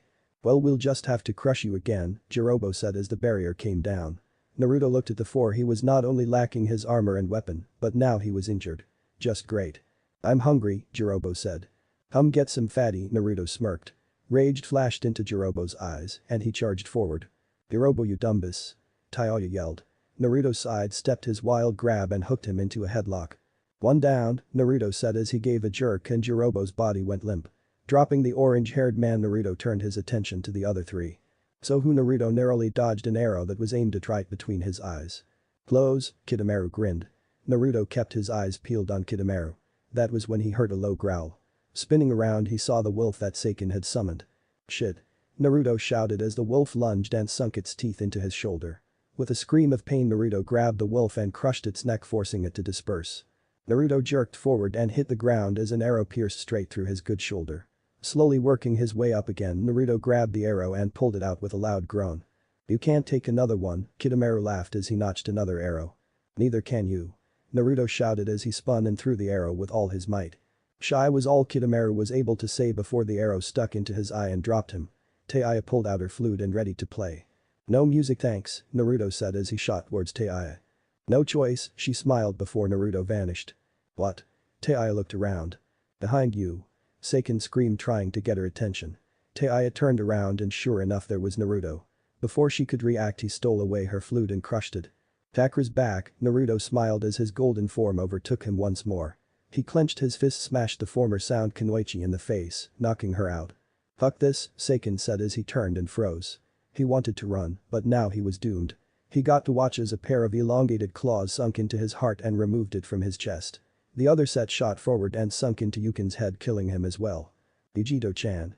Naruto smiled happily as the woman wiped her nails off. Naruto's smile faded when he saw her face. What in the hell did you think you were doing? Yujito asked. She moved toward him and grabbed his shoulders. You could have gotten killed. Yujito said as she gripped his shoulders. I'm sorry, Yujito-chan, I didn't mean to worry you, Naruto said before he felt her slap him. Don't ever do that again, Yujito said as she pulled him into a hug. I won't, Naruto replied. I didn't know she cared that much, Naruto thought as they heard a groan. She's still alive, Yujito said as Taiya slowly came to. I left her alive so I can ask her a few things, Naruto said as he walked over to the recovering girl. Taiya slowly looked up to see Naruto standing just before her. Great, so what will it be? Torture? Rape? Or a slow agonizing death? Taiya asked. Naruto's face went red at the mentioning of rape. I would never touch a woman so. I simply want to ask you some things, Naruto replied. Can't tell ya, Taiya said. She's probably got a seal stopping her from spilling secrets, Yujito said. As if to confirm what Yujito said, Taiya lifted up her shirt showing her stomach which held a seal. Great, and I still suck at Fuinjutsu, Naruto said. The three turned their attentions when they heard a cough. Naruto looked in surprise seeing it was Kidomaru laying there with an arrow in his eye still. You're still alive? Taiya asked in shock. I used my Nenkin no Yoroi in my eyes just before the arrow hit. I'll never be able to have a left eye again. The cords were cut in order to preserve my life, Kidomaru said as he ripped the arrow and what was left of his eye out. That's gross, Naruto said. What, not going to end me? Kidomaru asked. I wanted to know why you attacked me in the first place, Naruto said. We wanted our freedom. Even if it was for a short while, Kidomaru replied. Freedom from whom? Naruto asked. Can't say, Kidomaru replied. Naruto, look at their seals, maybe you can break them, Yujito said. I guess it won't hurt to look, Naruto said as he walked over to Taiya and looked at the seal on her stomach. Naruto looked at the seal, rubbing his chin as he looked it over. It was masterfully done and very complex. I don't think I can, but Jiraiya might be able to, Naruto said as he looked at Kidomaru. So what then? Kidomaru asked. Well, answer this. Do you still want me dead? Naruto asked. I just want my freedom, the both answered. Good answer, Naruto laughed. He then bit his thumb and ran through a few hand signs. Summoning jutsu, with a puff of smoke a medium-sized yellow toad appeared. Hey Gamarado, Naruto smiled. What's up, Naruto? Gamarado asked. Mind sending a message to Jiraiya? When he has a chance, come to Kumo, Naruto said. Got it, Raito said as he vanished in a pillar of light. So you're going to get our seals off, interrogate us then kill us? Kidomaru asked. Nope. If you tell us everything you'll be free. Kumo, Suna, Kiri, Iwa, Konoha. Wherever you want to go you can go, Naruto said before he dropped to his knees, still weakened from the fight. Naruto, Yujito said as she held him stand. Follow us, don't try to run or Yujito-chan here will hunt you down, Naruto said. The two former sound nin nodded and followed the two back to Kumo. Back in Konoha. Sir, a man knelt before Danzo. They failed, I am aware, Danzo said as he rubbed his chin. I guess I'll just have to kill Naruto myself, he added. Is that so? Danzo turned to the man, and his eye widened seeing who it was. There before him was Sasuke-chan. I don't think I can allow you to kill Naruto, Sasuke said as his eyes started to spin. You think you can beat me? Danzo asked. Let's see what you've got, old man, Sasuke said. Kumo. For the second time in a few months Jiraiya found himself inspecting a seal. This was made by a very skilled Fuinjutsuist. I would assume Danzo, Jiraiya said as he like Naruto rubbed his chin while inspecting the seal. Can you break it? Naruto asked. Yeah, it's strong, but sloppy. Danzo must have only been observing rather than doing it himself, Jiraiya replied as he pulled out a brush and ink set. What do you need? Tei asked. For you both to strip down your upper halves, yes I mean your bra too. I need full skin constant with this counter seal, Jiraiya said with a surprising amount of seriousness. Naruto rolled his eyes thinking Jiraiya was trying to be a pervert. You grab anything and I'll kick you so hard you'll become woman, Tei said. There are two things in this world I don't joke about, Jiraiya said still with his serious face. My research in Fuinjutsu counter seals. Both require my full attention when being done or it can be fatal. Jiraiya then dipped the tip of his brush into the ink and started to write on Tei's naked chest. Naruto watched in surprise as Jiraiya covered the girl's chest, shoulders, neck, stomach, arms and back with a massively intricate seal. Without a word he moved to Kidomaru and did the same, except he only did 2 of his 6 arms. Once the 2 were fully inked up Jiraiya rubbed his hands together and placed a hand on both of their stomachs. Fuinjutsu. Tearing seal, Jiraiya spoke as the ink started to glow red and both of the Exodo-nin started to scream in pain. The pain was so intense their bodies completely seized up they couldn't even buckle over in pain. Hi. Jiraiya shouted as he pulled his hands back and the ink along with the seals came off their bodies and became a pair of floating ink wells. After a second both wells burst into flames and were no more. There the seals are gone, Jiraiya replied while panting. Naruto smiled and helped Jiraiya over to a chair so he could rest. Okay, you two can put your shirts back on, Naruto said. The two obeyed and redressed. Are we really free? Kidomaru asked. After you answer my questions, Naruto replied quickly. The two nodded. If this got them their freedom they would gladly sell out Danzo. Okay, what do you want to know? Kidomaru asked. Everything from how you survived and why you came after me, Naruto said. Okay, well I don't know how I survived, I simply woke up in a cell with the others nearby. After a week in that cell a man came to us. He looked like he could barely walk and his face was covered in bandages. He called himself Danzo and said we were not a part of Root, Kidomaru said. He then picked me and Kidomaru out and started to experiment on us saying we were more unique than the others. That was when he put the Sharingan in my head and the Byakugan in Kidomaru's head. He seemed to take a special interest in the fact that we could activate and deactivate them, Tei explained. After that he started our training after he sealed us and told us if we disobeyed he'd activate the seals. And those hurt like fuck, Kidomaru said. I'm finding it hard to believe he just put the jutsus into your heads, Naruto said as he crossed his arms. You think we understand it much better? Tei asked. We wake up, get tortured and trained for 3 years, then he sends us at you. Whatever, just finish up, Naruto said. Well, after he trained us we became his special task force. He would send us out of the village to assassinate people he wanted gone. You were one of them, Kidomaru said. I guess that makes sense. I won't go back to Konoha so he wants me gone so he can seal the fox into someone else and have the Jinchuriki back in Konoha, Naruto said while nodding his head. Not possible, Jiraiya said quickly. Eh? Naruto looked to Jiraiya. So far only in Uzumaki can contain the 9-tailed fox, Jiraiya said. Like Mito-sama, Kushina and yourself, Naruto nodded, then looked back at the two. Well, the Raikage said I could hold up my end of the bargain, so you two are free, Naruto said. Tei looked at Kidomaru whom shrugged then nodded. I kind of wanted to stay here, this place seems peaceful, Tei said. That's up to the Raikage, Naruto replied. Can you get us a meeting with him? Kidomaru asked. I suppose, Naruto said rubbing his chin once more. The two weren't sure if Kumo would be better or worse, but it was worth a shot. Do you guys still want to be shinobi? Naruto asked. I'm sick of fighting, I just want to live, Tei said solemnly. I'm just sick of being forced to fight, fighting for my home would be different, Kidomaru said. Well, let's go see if Raikage-sama will see you, Naruto said as he led the two out of the room followed by Jiraiya. I see you around, Gaki, Jiraiya said as he took his leave once they were out of the building. Danzo flipped backwards as he narrowly dodged a Chidori from Sasuke. Danzo didn't find Sasuke a threat. But he was also on the defensive since he hadn't been able to free his arm yet. "You think you can just kill me?" Danzo asked. "You are planning on killing someone I consider precious to me. I will kill you for that," Sasuke growled as he charged a second Chidori in his free hand. Double Chidori, Danzo flipped back and pulled his arm out of his sleeve, breaking off several metal wraps showing his arm. An arm with 8 Sharingan eyes. Sasuke's eyes widened when he saw that. "You stole the eyes of my family," Sasuke said as he looked at the red eyes. "But I did. Some good came from that night," Danzo said as he unwrapped his face showing a 9th Sharingan. "I used to have 2 more, but I gave a set to an experiment," Danzo said. "What experiment?" Sasuke asked.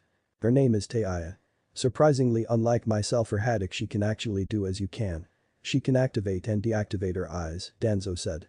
"So you desecrated the tombs of my clan, experimented on shinobi that should have been put to death, plotted to kill a former shinobi of Konoha, and openly admit to it all," Sasuke said with a bit of surprise. "Yes, everything I have ever done is for the betterment of this village," Danzo said as he ready to activate his first Sharingan. "But that means I can say this. Danzo Shimura, by the power given to me by the Hokage, Tsunade Senju, I, Sasuke Uchiha, head of the Konohagakure military police, hereby place you under arrest for conspiracy to commit murder on an allied shinobi, desecration of the Uchiha clan's mausoleum and the dead within, and withholding information from your Hokage," Sasuke said, making Danzo's eyes widen. "There is no such thing at the Konoha military police anymore," Danzo spat. "There wasn't until last night. By the command of the Hokage I was allowed to reinstate the KMP and hire on shinobi I believe to be worth of the status," Sasuke explained. "So now you have 2 choices, submit and be arrested or fight and become a Nukenin of Konoha," Sasuke said. "I'll never just submit," Danzo spat, his rage starting to fill him. Everything he had worked for just went down the drain in the span of 2 minutes. His plans for Konoha as its Hokage, all of his work he put in route. "I'm glad you said that," Sasuke said. Danzo growled and charged at Sasuke. His Sharingan's ready to be used. Unfortunately for him, Sasuke's eyes were stronger and he knew it. Ducking a swing of his kunai, Sasuke rolled away from Danzo and ready to attack. Danzo was filled with rage. His attacks were blind and open. But he was still freakishly strong and fast. Sasuke was purely on the defensive against Danzo. Sasuke finally got the opening he was waiting for when Danzo lunged at him with his eye-coated arm. Sasuke ducked forward and focused all of his lightning chakra into his hand as he drew Wakatashi he had hidden in his sleeve. Chidori blade, Sasuke brought the blade up. Danzo only had an instant to react. But that instant was too short. As he tried to pull his arm away, the blade cut through, taking his arm at the elbow. In doing so, Danzo lost all but one of his Sharingans. Danzo roared in pain as he grabbed the stump of an arm trying to stop the bleeding. Unfortunately, he left himself wide open and 3 fingers dug into his skull and ripped out his last Sharingan. With another roar of pain, Danzo dropped to the ground rolling in his anguish. Sasuke took the moment to use ninja wire and chakra suppressing seals to bind Danzo. With a quick few hand signs, Sasuke placed a burning hand on Danzo's stub of an arm and cauterized the wound. "Time to go in, Danzo," Sasuke said as he opened a scroll and focused his chakra, making them both vanish in a burst of smoke. "Kumohagakure." Naruto stood before the Raikage having finished giving his report. Rubbed his chin for a moment before he nodded. "And what is your plan for those 2? Asked. "I want to help them. Free them from Danzo," Naruto said. "Let me speak with them," said. Mabui nodded and forced the 2 to kneel before the imposing form of the muscular cage. "What is it you want?" asked. "I want freedom to pick my battle, to be able to fight when I wanted, not because someone's forcing me to do so," Kidomaru said. "And you, little girl?" asked. "I just want to stop fighting, I'm tired of it," Taiya said. "If I were to let you leave this place, what would you do?" asked. "I would leave. I would find some place to call my own," Taiya said. "I would rather stay, perhaps pledge myself to your forces," Kidomaru replied. Rubbed his chin for a moment. "Raikage-sama. Yujiro is in trouble," a man came into the office. Naruto looked to see he was heavily wounded and nearly dead. "I'll go," Naruto said as he threw his helm on. "Go, I'll get B and some other to send help," said, and Naruto was gone in a blur of gray. Yujiro knelt bleeding badly. She was done for. She had no chance at stopping these 2. Hell, the masked one hadn't even attacked yet. The silver-haired one was beating her by himself. Yujiro weakly stood. Her body was heavy and weak. "Naruto," Yujiro thought as her mind slowly went to the blonde-haired man. "Time to go, kitty cat," the silver-haired man said as he shot towards Yujiro. "Haiden." The masked man screamed, trying to get the man's attention. Before Haiden could react, he found his head off his shoulders, and before Yujiro stood a golden armored man. Red eyes locked on the men and Ajinata in his hand. "You hurt my Yujiro-chan," the man's voice was thunderous and filled with rage. "You're Yujiro?" the head of Haiden asked. How can you still talk? Yujiro asked in shock. Easy Jashin made me immortal, Haiden laughed. The golden man simply picked up his head while his eyes stayed locked on the masked man. With a toss Haiden's head ended up in Yujiro's arms. Take his head away, he's no threat, Naruto said as he glared at the masked man. I can't leave you alone Naruto-kun, Yujiro said. I'll be fine, Naruto replied as he spun his weapon and glared at the masked man. Boy Kakazu, don't let this bitch go, Haiden shouted. Shut up, Kakazu said as he took off at Yujiro. His eyes widened when Naruto literally vanished before his eyes. Your opponent is me, Naruto growled as Shinikiba tore through Kakazu's shoulder. Kakazu flipped back a few times as the wound on his shoulder pulled shut. I know you Samui had me read about history, how you are alive is beyond me, Naruto said. I'll alive because I'm not sharing secrets with you, Kakazu growled. Need some help? A voice called out. Naruto shot back as a ball of fire and a stream of water shot at him. Fuck, I should have known my hunters would show up, Naruto said as Itachi and Kisame appeared behind Kakazu. Where's Haiden? Itachi asked. Du took his head away with her, Kakazu replied. Great 3-on-1, Naruto said as he knelt ready for what came next. Pain. Zukaku, Kakazu spoke as fire erupted from his mouth. Kado. Kakaku no Jutsu, Itachi joined in letting loose a massive fireball. Both watched as a figure appeared where Naruto was and took the hit. All three of the Akatsuki members wanted to face-palm Naruto, had pulled one over on them by using Haiden's headless body as a shield. Itachi Uchiha, Naruto spoke. Going to kill me for my brother? Itachi asked as Naruto appeared in front of him. The red eyes returned, Naruto said before his Shinikiba clashed with the Samehada. Itachi froze his body complete unmoving. What the fuck does that mean? Kisame asked right before a foot met his face and threw him away. Yo, Killer B rocking his killer melody. Killer B shouted as he landed next to Naruto. Well, this will be fun, Kisame grinned as he and Kisame quickly started to fight. Naruto looked seeing Itachi was still frozen and Kakazu looked pissed. I'll crush you and bring you back to leader, Kakazu said as he tossed off his cloak and ready to fight. Not if I take your head after all that money on your head could set me up for years, Naruto grinned as he spun his weapon once more. Oten. Domu. Kakazu's arm turned dark as he ran at Naruto. Aim now. Naruto narrowly dodged Kakazu's fist and lashed out his spear tore through Kakazu's chest. Arg. Kakazu jumped back as he felt a heart get cut in two. Fuck, that was my lightning heart. Naruto took the brief pause and attacked. The still darkened arm of Kakazu rose up to block the cut as the blade started to cut through. Kakazu quickly parried the swing. You don't seem as tough as you let yourself on to be, Naruto said as he slid to a stop. In the words of my former teammate, I'll fucking kill you. Kakazu shouted as he charged forward. Naruto Uzumaki, Itachi's voice spoke. Straight from the god Ami Hokage Tsunade Senju, Naruto said as he flipped back. Itachi paused again. But before he could speak. The truth is out in Konoha, it won't be long before this leader finds out, Naruto added. Then it is done? Itachi asked watching Naruto dodge another swing from Kakazu. The council, the civilians, the Hokage, the shinobi, even Sasuke, Naruto said as he rolled away and tossed a scroll to Itachi. Itachi took the scroll and opened it to read the contents. Itachi, are you going to help? Kakazu asked. Yes, Itachi burned the scroll. My apologize Kakazu, Itachi shot forward a kunai in his hand. Naruto's red eyes widened as he narrowly dodged Itachi's swing. Amaterasu, Itachi spoke. His body quickly turned and the black flames ignited on their target. Kakazu's back. The three remaining masks all burst and were destroyed. No. Kakazu screamed as he was brought down to one heart. Naruto spoke as his Shinikiba stabbed into his chest and through his final heart. Kakazu froze, his body slowly went limp as he cursed Itachi's name. Good to see you're back, Naruto said as he looked at Itachi. Itachi simply nodded and turned his eyes towards Kisame, who just punted his own sword away from himself cursing heavily. Hey Itachi, Kisame's voice died on his lips, seeing Kakazu's body was slowly burning. Kisame, it's time, Itachi spoke.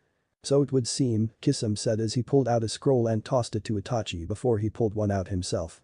With two bursts of smoke, the two men were now clad in white versions of their cloaks. Naruto marveled at the cloaks. Snow white with red clouds that had golden borders on them. Kisame now held a very familiar sword in his hands as well. Naruto blinked a few times to ensure it was what he saw. And it was Kisame now held the Kubikirabacho on his shoulder. You're with Konoha? Naruto asked in shock. In a sense, Kisame replied with a grin. You've got to be shitting me, Naruto said as he took of his helm. Killer B had the same dumbfounded look as he hoisted the Samehada up into his arms. What's next, you going to say Sasori is still with Suna? Naruto asked. No, he is currently hunting the tree tails, Itachi said. Parin will kick his ass, Naruto said with a smile. So are we done or are we going to have more fun? Killer B asked. We're done and I'm going home, Kisum said as he started to walk away. As am I have a feeling I have a very long talk with a certain brother of mine awaiting me, Itachi said as he walked away as well. Let's go find Yujito-chan, Naruto said as they left. Naruto jumped out of the cave they had been in to see Yujito resting against a tree. She was still bleeding, but it had lessened. Naruto quickly moved to her side, his hand gently touched her shoulder. How are you doing, Yujito-chan? Naruto asked. I've been better, I'll survive, Yujito said as she tried to stand. If I had my body I'd cut your ass up, Haiden said with a growl. The bad your body is a smoldering corpse, Naruto said. What? What happened to my body? Haiden shouted. Your body got a good roast, now it looks like toast, B rapped. Please B stop it, Yujito said weakly as Naruto helped her stand. Fine for now I'll cut it out, B said with a disappointed huff. Come on let's go home, Naruto said as the 3+1 head left for home. Somewhere near Kurigakure. A young red-haired girl slammed into a wall. She quickly rolled and dodged a puppet set on impaling her with its razor-sharp blades. She was exhausted, her fight had been going on forever it felt like. She had managed to destroy what she thought was Sasori. But in fact it had been a puppet that he rode in. A real puppet master stood a good way away from her with a puppet that she knew to be the missing third Kazekage. Thus given I hate to keep people waiting, Sasori spoke in his ever monotone. Karen just raised her middle finger to him, then dropped to her kneel. She was done for. Fuck you, Karen hit the ground unable to move anymore. Time to go, Sasori's puppet moved to pick her up. Yoten? Yakai no jutsu. A voice echoed out. No. Sasori roared as his prize puppet was coated in lava and reduced to nothing. You think I'll just let you take Karen? Mei said as she panted lightly. She had ran as fast as she could to get to Karen. You're wasting my time, Sasori said as he unleashed his ultimate power. Hundreds of puppets appeared before Mei. Karen, are you okay? Mei asked, not taking her eyes off the puppet master. Just playing possum, Mizukage-sama, Karen said as flipped to her feet. Well, time to show off, Mei said. Gotcha, Karen said as her skin took on a green hue and her eyes turned into a deep shade of crimson and finally a single tall appeared behind her. So you've got some control? Sasori asked. His eyes shot open when he felt a handful of puppets suddenly explode. His eyes slowly moved behind him to see several Kiri shinobi. Sasori growled before his puppets started to move. The Kiri shinobi were certainly numerous. Sasori was losing puppet after puppet. He noticed the main reasons were a man with an eye patch, a blue-haired boy, and of course the Mizukage. His eyes started to dart around as he looked for Karen. The girl had vanished when he looked over his shoulder. That was when he noticed the water was disturbed. Karen had gone under the water. Thanks to Isobu she could breathe and swim much faster in water. You're running low, Mei said as another wave of lava wiped out a group of puppets. Sasori changed his focus. He wanted that bitch dead. All of his puppets turned and charged at Mei. I might fail my mission, but I will kill you, Sasori said as the puppets got closer and closer. Suiten. Suryudan no Jutsu. Sasori spun to see a massive dragon made of water charging towards him. He tried to jump away but failed. The dragon caught his legs and slammed him into the wall and through it. The sudden high caused his puppets to fall, their strings cut. Yoten. Yakai no Jutsu, Mei spewed lava forth and removed the last group of puppets. The only one left now was Sasori, who Karen was already going after.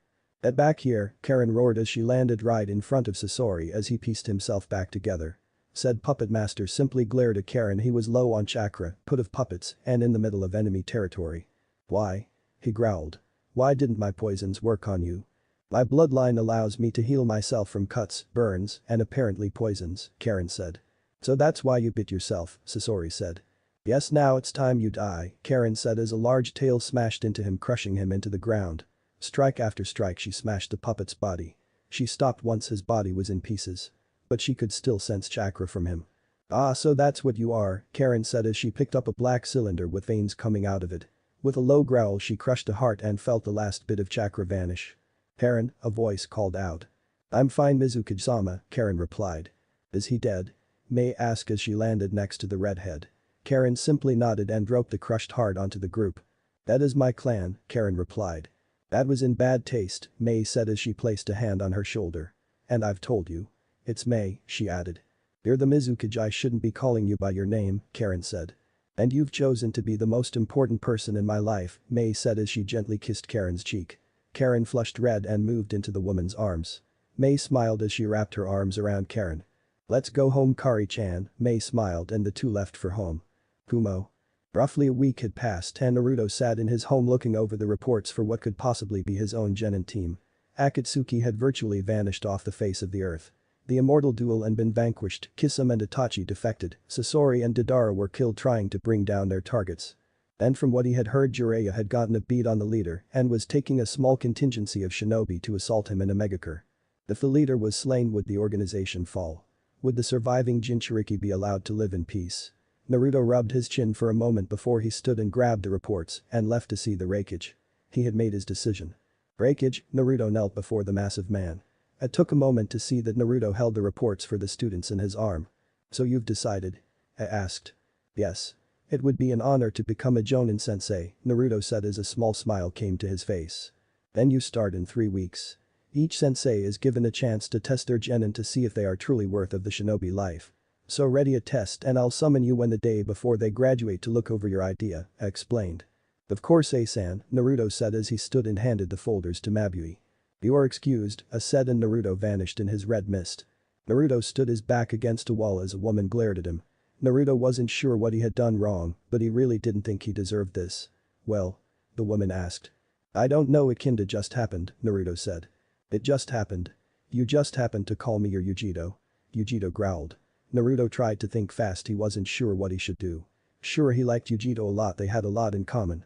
He also felt something for Samui. "Okay, I'll admit it, I like you," Naruto said with a red face. Yujito went quiet in a heartbeat. She wasn't sure what to do now. Then the memory of him and Samui flirting when they trained came to mind. "And what about Samui?" Yujito asked. "I don't know what to tell you. I like you both, that's why I haven't done anything," Naruto said. "You hear that?" Yujito said. "Yes, I did." Now Naruto knew he was in deep shit. Samui turned the corner and looked at Naruto, who might as well have been sweating kunai. "You like us both, but you won't make a move?" Samui asked. "It wouldn't be right, I have feelings for both of you, but I don't want to hurt either of you," Naruto said. "So you're going to remain all alone?" Yujito asked. "Yes, it wouldn't be right to date one of you when I have feelings for the other," Naruto said. "Why not date us both?" Yujito asked. Both Naruto and Samui gaped at that. "What did you just suggest?" Samui asked, now glaring at Yujito. "Well, I'm not afraid to share as long as I get him too," Yujito said. "I am so lost," Naruto said.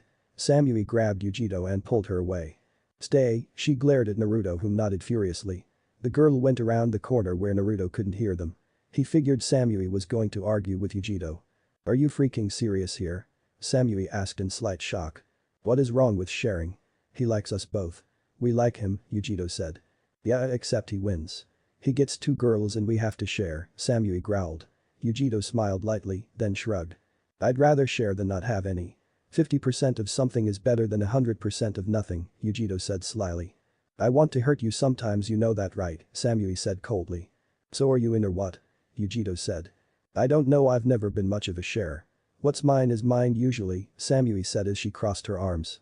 Yujito smiled and put her arm around Samui's shoulders before she started to whisper in her ear. "Oh god, no way. I'd never," Samui said, pushing Yujito away. "Oh come on, it'd be just a little experimentation and we'd have him there too," Yujito smiled. Samui's face went beet red, "Hear that?" "Fine, I'll try, just none of that," Samui said, still flushed red. "Spoil sport," Yujito said as the two moved back to where Naruto still stood frozen. He obviously obeyed as he hadn't moved an inch. "Well, we've decided you have to date us both," Yujito said. "What, you and me dating? Okay," Naruto said dumbly. He didn't really know what to say. He apparently just got 2 girlfriends. "Well, I'll see you in a few weeks, I have a mission to go on," Samui said as she turned away. "And I'm going to shopping, come one shadow clone boy. You get to carry the bags," Yujito laughed as she pulled Naruto behind her. Jiraiya stood in a megacure under the torrent of water that always seemed to fall. He slowly made his way into a tower where he believed the leader of the Akatsuki was holed up. He moved through the halls ready for anything. Or so he thought. "No way," Jiraiya spoke as he stepped into a room and found Konan looking at him. "It's been a long time, Jiraiya-sensei," Konan said as her amber eyes watched the man. Jiraiya gave a sigh and closed his eyes. "So Nagato and Yahiko are with you as well?" Jiraiya asked as the orange-haired man in question landed beside her. "Jiraiya, you've come to die?" Pain asked. "I've come to bring you down, so the surviving Jinchuriki can live in peace along with this world," Jiraiya replied as he drew a pair of kunai. "This world must know true pain before it can have true peace," Pain said as he drew a pair of black sticks. Konan lifted into the sky on a set of paper wings set on leaving the two to fight. "Leaving so soon?" Jiraiya asked. Pain will handle you, Conan said as she disappeared. Jiraiya was about to move when 3 more figures joined him. Ah, so you're not alone, Jiraiya said as he watched the 4. You cannot hope to win, Pain spoke. I'm not sure about that, Jiraiya said as a chirping sound echoed out from about the Pains. 2 of them looked upright as Kakashi and Sasuke appeared with Chidorus in hand. Todori. Both shouted as their hands smashed into the ground, narrowly missing the 2 Pains. Ah. Another voice echoed out as one Pain came face to face with a pinkish blur and was smashed in the stomach with a huge amount of force. Double dynamic entry. 2 voice called out in unison and a pair of orange leg warmer covered legs cracked into the very same Pain that was hit by the pink blur. I guess this will require all of me, Pain spoke as 2 more Pains showed up. 6 on 6 it seems, Kakashi said. So it seems, the main Pain spoke. I will show you even one-on-one you cannot win, Pain added. I shall take the one with the spikes and combed back hair, Guy said as he jumped and the 2 vanished. Leave the main one to me, Jiraiya spoke. Yo. Girly, let's go. Sakura shouted gaining the ire of the path. I shall fight the one with long hair, Lee said as he and his targeted path took off. I'll take the one with hair, Sasuke said. That leave you and me old man, Kakashi gave an eye smile and the 2 moved away. With Guy and the Petra path. Mido Guy stood facing his chosen path of pain. He held a large grin and cracked his neck. I shall allow you the first strike, Guy said getting the path to run forward his fist cocked to strike. Just before his fist he opened his hand in an attempt to grab Guy. Close I never said I'd let you hit me, Guy said as he dodged the swing and planted a kick to the back on the path's head, sending him forward. I will not hold back, Guy said as he crossed his arms. The path he faced simply stood and did not speak a word before he charged in. Bait of opening, open. Bait of healing, open. Bait of life, open. Bait of pain, open. Guy's skin now turned red as his hair started to stand on end as a visible steam came off his body. Bait of limit, open. Guy shouted before he vanished from the path's view. An instant later the path's arm was torn from its body as Guy's fist tore through his shoulder. Before the path could truly register what was happening it was over. Guy's fist tore into his chest and removed his head from its shoulders. It was unyouthful of me to go to such extremes, but this is not a time to speak of youth, Guy said solemnly as the gates closed and the recoil hit. With Kakashi and Nakara path. Kakashi flipped back as the path of pain attempted to grab him once again. He wasn't going to let the path touch him. He didn't know what it could do. Kakashi watched the man carefully trying to figure out what it could do. That was when the path stopped abruptly and looked over its shoulder. Ah, has one of your brethren has been brought down? Kakashi asked. As the path turned back its eyes widened seeing how close Kakashi had gotten with Chidori in hand. He path started to jump back but did so in vain. Kakashi's hand missed his heart but too off a leg rendering the path unable to escape. Farewell, Kakashi said as she used a tanto to remove the path's head. Unknown location. This is unacceptable. 2 of my strongest paths have been brought down, a red-haired man spoke before he started coughing. Nagato, Conan said with worry. I've lost Kikido and Jigakudo. Chikishodo and Ninjendo are both in dire straits, while Shirado and Tendo is surviving for the moment, Nagato spoke. How is this possible? They shouldn't be able to do this, Conan said while trying to think. I can understand Gakido and Ninjendo their opponents are using the 8 gates, but Chikishodo I can't a single girl shouldn't be able to wield such monstrous strength, Nagato said with a growl. We need to leave, Conan spoke. We do only Tendo stands and Jiraiya-sensei has pulled out his trump card and the others are converging on him, Nagato spoke. Well isn't that just sad, the 2 froze hearing one of the last voices they wanted to hear. His deep voice chilled Conan's blood as the figure stepped into their sight. The near 6'4" form of Kisame Hoshigaki stood before them with Kubikirabacho on his shoulder. So you've come to kill me? Nagato asked. No, merely to keep you here, Jiraiya wishes to speak with you, Kisame grinned. So he knew all along? Nagato asked. Of course he did, that fool Toby told me everything, he never expected Itachi to turn me, Kisame grinned as Conan ready to fight him. Stop Conan, Nagato spoke getting a confused look from the brunette. I understand, Conan said after a moment. She didn't stand a chance against Kisame, not here. But girl, Kisame laughed as a second figure joined him. Nagato knew it was useless now. Itachi and Kisame alone would prove to be too difficult to fight. But both together would be damn near impossible. It's over, Nagato said. The paths? Conan asked. All destroyed, how could such young shinobi wield such power? Nagato asked. The new generation should always outshine the last, Itachi spoke. Within Kumo. It had been 3 weeks and there had been no sign of Akatsuki since the complete obliteration of pain. Kumo was given a report thanks to their newfound alliance. Naruto wasn't surprised to hear that Sasuke and Kakashi had been involved. He was surprised to hear that Sakura, Guy and Lee were thought. but none of that mattered anymore. But Pain, Gon, Zetsu and Tobi had both completely vanished without a trace. Now Naruto stepped into a classroom with a smirk on his face. Well, it seems I'm the first sensei here, eh? Naruto spoke as the class froze seeing Naruto step in. I had just finished announcing the teams, the teacher spoke as he looked at Naruto. Ah, then I'm right on time. Team 1 follow me, Naruto spoke as 3 kids jumped up and ran after him, all of them smiling brightly, seeing they had someone with a huge rep as a sensei. Naruto looked at his first students and couldn't help but grin.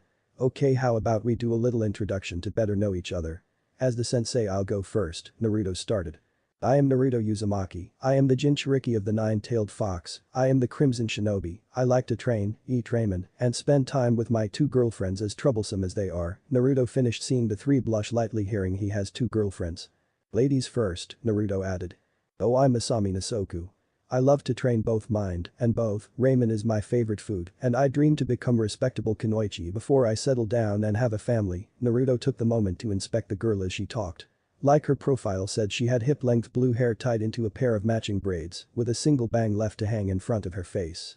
She had deep amber eyes and a foxy smile that made him think of himself. She was clad in a black shirt with gold borders, a pair of knee-length dark blue shorts, knee-high black battle boots, fingerless gloves, and she wore her hit-8 around her waist, reminding him of Lee and Guy. Naruto looked to the next one as he started to speak. I'm Kensei Hikage. I like to pull pranks. As for other likes, well, that would be ninjutsu training, reading, and the ladies, Kensei smiled. Kensei's silver eyes seemed to shine as he said ladies. Naruto looked him over seeing he was rather strangely dressed. He wore a pair of black dress pants rather than shinobi pants, a pair of black penny loafers, a silver dress shirt and a black vest. He was dressed for a formal event rather than fighting.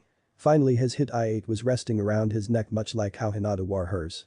Boy, the only thing you read is those dirty books, Masami said getting a wide-eyed look from Naruto. Hey, Icha isn't the only thing I read, Kensei growled. Naruto couldn't hold back a light chuckle at Icha. Moving on, the 3rd genin spoke. I'm Zane, no surname. I am clanless and an orphan. I like to read, anything, and sleeping. But when it comes to protecting something I like or care for, nothing will stop me. Unlike my teammates, I already have a signature style. I've made my own taijutsu style that I like to call Rock Golem style, Zane finished. Naruto noticed he was the most serious of his teammates and took shinobi life very seriously. He was clad in black shinobi pants, black sandals, a deep crimson shirt, fingerless gloves, and his hit-8 was worn on his forehead to keep his spiky black hair out of his orange eyes. Hey, you might have your own taijutsu style, but I've already figured out my nature chakra, Kensei replied. And I'm the only one with any kind of range, Masami replied as she pulled out a senbon and a spool of wire. Naruto clapped twice getting his students' attention. Okay, the first thing at first, we'll be having a little test. I want to see if you're good enough to be my genin, Naruto said. What must we do? Zane asked. Naruto smiled. It was his turn to be on the other side of the test. First we will head to my personal training ground, Naruto said as he offered his hand to his possible genin team. They all grabbed his hand. A moment later they were gone in a swirl of red mist. At Naruto's training ground. Naruto let his students regain themselves for a few moments. Sensei, was that red water blood? Zane asked. Quite cute of you, but no, it's a mixture I make in my free time. Water and red food coloring with a little bit of starch to thinking it, so it looks like blood. It's for intimidation, Naruto explained. By the way, if you succeed my test, the Shunshin will be one of the first things I teach you, along with summoning and your nature release. The 3 all looked at him in complete shock. None of those 3 things were usually taught to genin, even Kumo genin. What's the test? Kensei asked. Naruto smiled and pulled out a set of bells. He really wanted to do a unique test, but he couldn't help but do this one. Knowing that Jiraiya, Kakashi, his father, and he had all done the same kind of test made it kind of like a tradition to him. You are to get these bells from me, Naruto said. But how? There are only 2 bells. What happens to the genin that doesn't get one? Masami asked. Ah, that's the fun part. The loser goes back to the academy while the 2 that pass will become my apprentices rather than simple genin, Naruto said as he pulled out a clock. You'll have until this goes off at noon to get the bells, Naruto added before he vanished. Like he expected, his genin instantly ran away from each other. He quickly made 2 shadow clones to watch what the genin did. Kensei flipped back and threw a pair of kunai at Naruto's clone, only for it to easily dodge them and kick Kensei's feet from under him. The boy's eyes widened when Naruto's foot hit his stomach and threw him back. Rolling to a stop a good 10 feet away, the young silver-haired boy jumped to his feet and threw down a pair of smoke bombs and ran away. Recollecting himself, the clone spoke as he rolled his shoulder and caught a pair of senbons. He grinned and yanked seeing there was wire tied to the senbons. His eyes widened when a massive log rather than a little girl came flying at him. Clever, Naruto jumped away as the log smashed into the ground. Using senbons, wire and a trap, Naruto looked over his shoulder and threw the senbons he was holding and gained a yelp of surprise. He chuckled lightly as he felt Masami's chakra signature flee from him. Naruto raised an eyebrow. Zane had yet to attack him. With a shrug the clone dispersed. But Zane. Naruto watched as she saw Zane sitting rubbing his chin and talking out loud. If only two of us can pass, he has to go easy on us so we can get the bells, but if he goes too easy, we won't learn what it's like to face a strong foe. Zane stood and closed his eyes. Oh, I think he might have gotten it, Naruto thought as he flashed away to check on his other students.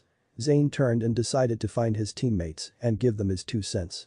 But Kensei was pacing feverishly as he tried with all his might to figure out what to do. How can I fight Naruto-sensei? He's all sorts of badass, and I'm just a genin. This isn't possible, Kensei thought as he spun and ran straight into a tree. Naruto choked down a laugh as he saw Zane appear from behind the tree. I think I know what we need to do, Zane said. 2-on-1? Kensei asked. 3-on-1, it's the best shot we've got, Zane said. You came up with the same idea as me, eh? Masami's voice called out as she stepped into the same small clearing. But then one of us won't pass, Kensei said. I don't think that's the real point of this test. I'd wager it was more of a ploy to get us to fight each other rather than focus on him, Masami said. That makes sense, Kensei said, playing along. He was lost as it was. So 3-on-1? Zane asked. How about 3-on-3? Naruto laughed as he landed in front of the genin with a pair of clones. Shit, Zane said as he took his taijutsu stance. He wasn't ready to take on someone of Naruto's level, but he wasn't going to run. Masami pulled out a set on senbons ready to fight as well, while Kensei held a kunai in one hand and 3 shuriken in the other. Not going to run? Naruto asked. Our best chance is if we fight together, Kensei said as he kept his eyes locked on the clone that was looking at him. So 3-on-3 it is, Zane said as he ready to charge. Those bells are ours, Masami growled as she rose her hand to throw the senbons. I'm proud of you standing together and ready to face down a threat you can't hope to beat. You pass, Naruto said, making all 3 drop to the ground in shock. What do you mean we pass? Masami asked. Yeah, we didn't get the bells, Kensei shouted. You've even lost me here, sensei, Zane said. You passed because you chose to work together rather than fighting alone. Something my sensei once told me is someone who abandons their mission is trash, but those who abandon their friends are worse than trash, Naruto finished with a smile. So we passed? Kensei asked. Yes you did, Naruto smiled. Oh yeah? Kensei shouted as he threw his arms up into the air.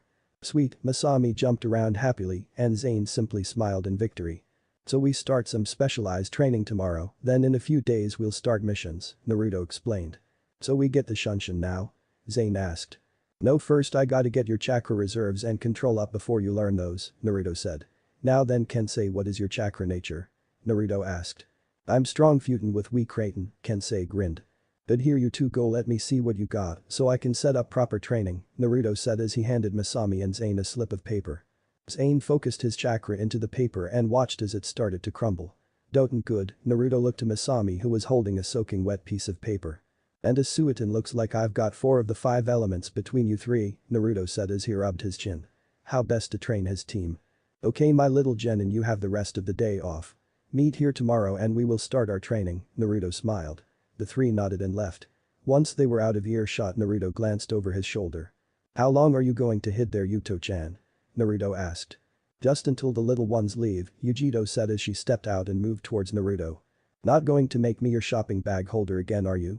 Naruto asked. No, I figured we could get some dinner, Yujito smiled. I like the sound of that, Naruto put his arm over Yuto's shoulders and the 2 left. Do you want it to be just the 2 of us or should I send a clone to get Samui? Naruto asked. Just us sounds more fun that way, Yujito smiled. As you wish, Naruto smiled as the 2 left his training ground and made their way towards the residential district where the restaurants resided. Naruto couldn't help but stare at Yujito. She was simply stunning in all forms. Her long blonde hair remained unrestrained tonight and fell beautifully over her shoulders. She was clad in a pair of blue jeans and a black shirt, simple yet perfect. She smiled as she looked at her food. She hadn't noticed Naruto looking at her yet. Have I told you lately that you are simply stunning? Naruto asked. Just about every day and you make me blush every time. So stop it, Yujito grinned. But you just get all the cuter when you blush, it makes me want to eat you up, Naruto replied, making Yujito blush even more. You're such a perv, Yujito said, trying to hide her blush. I'm not the one with the platinum editions of Icha Icha, Naruto retorted, making Yujito's blush return twice over. How did you know I had those? Yujito growled before she dropped her head. She knew what he was going to say now. I didn't, you just told me. Naruto laughed right before an egg roll hit him square in the nose. Naruto simply smiled more and picked up the roll and ate it. Sometimes I hate you, Yujito said. No you don't, Naruto said as he stood and offered a hand to Yujito. What? Yujito asked until she heard music. Oh no, I don't dance. Come on, it will be fun, Naruto said as he took Yujito's hand into his and led her to the dance floor. The music was the perfect pace for the two to enjoy slow dance. Yujito rested her chin on Naruto's shoulder as they danced. She closed her eyes, simply enjoying being in his arms. I love you, she spoke softly. What? Naruto asked, missing what she said thanks to the loud music. Don't worry about it, Yujito said louder, getting Naruto to focus back to their dancing. She wanted him to hear her, but maybe it was too soon still. Naruto sat in his apartment, his feet up on his coffee table as he watched a movie. One arm rested behind his head while the other was draped over Samui's shoulder. He smiled lightly, seeing Samui curled up at his side, her head on his shoulder and a smile on her face. You're staring at me again, Samui said as her baby blue eyes looked up at him. I can't help it, I love the look of you in my arms, Naruto said with a smile. Samui flushed lightly, then turned her eyes back to the movie. You're such a dork, Samui said with a smile of her own. Yeah, but that's what you love about me, Naruto replied with a light chuckle. You got me there, Samui said before she curled in tighter to Naruto's body. Naruto in return tightened his grip around Samui's body. As the night dragged on and the movie came to a close, Samui felt a desire to stay. She didn't want to leave Naruto's side yet. Looking up at him, she wasn't surprised to see him staring at her yet again. She smiled softly, seeing his eyes on her. Her heart started to pound as she moved closer to him. Naruto leaned down as she moved up. Their eyes slowly started to close as their lips moved closer and closer together. Samui's heart all but burst from her chest once their lips met. Naruto moved one hand over her cheek and the back of her neck. Samui gripped the front of his shirt, trying to tell Naruto how she felt with their kiss. To transmit all her desire to him, and it worked. Naruto's free hand wrapped around the lower of her back, pulling her in close to him. Samui's hand slid up his chest and around his neck, pressing their bodies together. Naruto wanted more, he wanted everything Samui would give to him. His tongue started to prod at her lips, asking for entry. He was rewarded with her mouth opening and her tongue coming out to play. Their kissing quickly fell into a desire-filled tongue battle. Neither had noticed that they had fallen to the floor or that all of Naruto's paperwork on his plans for his genin went with them. Samui felt her needs spiking, and her hands answered by moving from his neck back to his chest, trying to pull off his shirt. Naruto more than willingly let his shirt be pulled up. Off was another question for both of them to do, that they would have to break their kiss. Reluctantly they did, and an instant later both were shirtless and kissing again. The sudden knocking fully snapped the two out of their lusting makeout session. Samui shot up and looked to the door just in time to see Yujito walk in. Yujito froze instantly, seeing the scene before her. Naruto, no shirt, pants unbuttoned, laying on the floor with a Samui who was only clad in her underwear. And from what it looked like, neither knew they were in such a state of undress. I'm sorry, Yujito said nervously. Wah! Samui screamed and grabbed the closest shirt and threw it on in an attempt to hide her body. Thankfully it was Naruto's shirt, so it easily covered to mid-thigh. Naruto on the other hand wasn't so lucky, but also didn't seem to care as much.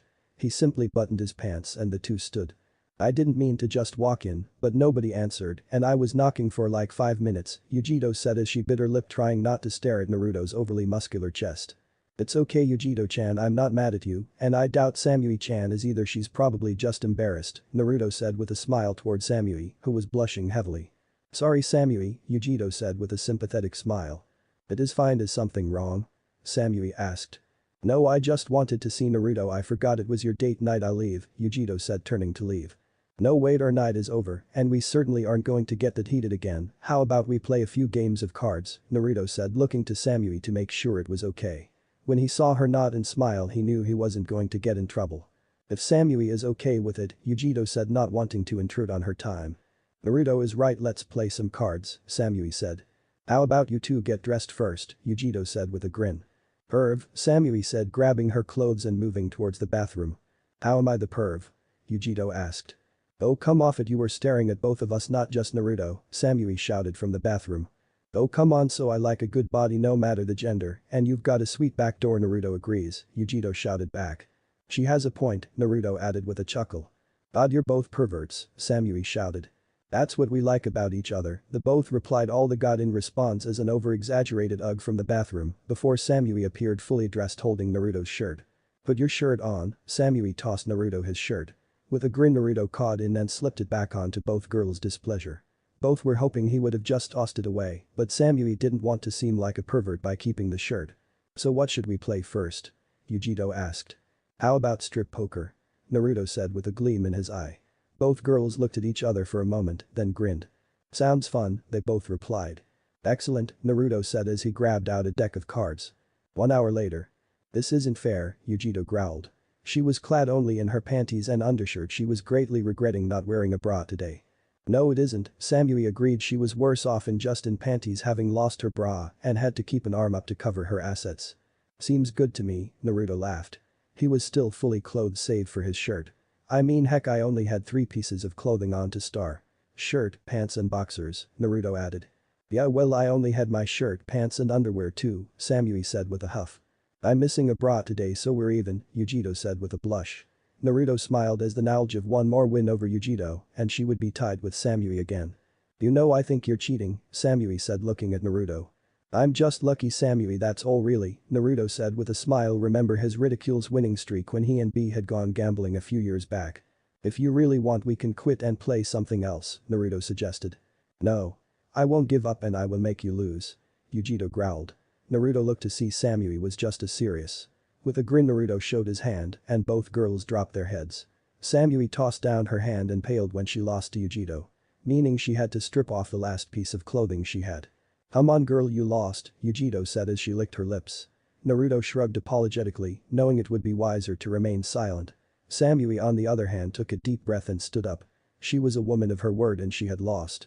Without a second's hesitation she pulled off her panties and made Naruto's face turn red and a trickle of blood to run down from his nose. "Whoa girl. I didn't think you landscaped that much," Yujito said seeing only a thin strip of hair. "Shut up," Samui said dropping down to her knees to hide her virtue. Yujito giggled and turned back to Naruto who was just regaining himself. "Just you and me now," Yujito grinned. "Yup," Naruto replied. "Can I get dressed then?" Samui asked. "Nope, you have no clothes remember," Yujito said making Samui flush red. "Yeah well you won't either in a minute," Samui snapped. "No I'm going to win so Naruto will be buck-ass with you not me," Yujito said confidently.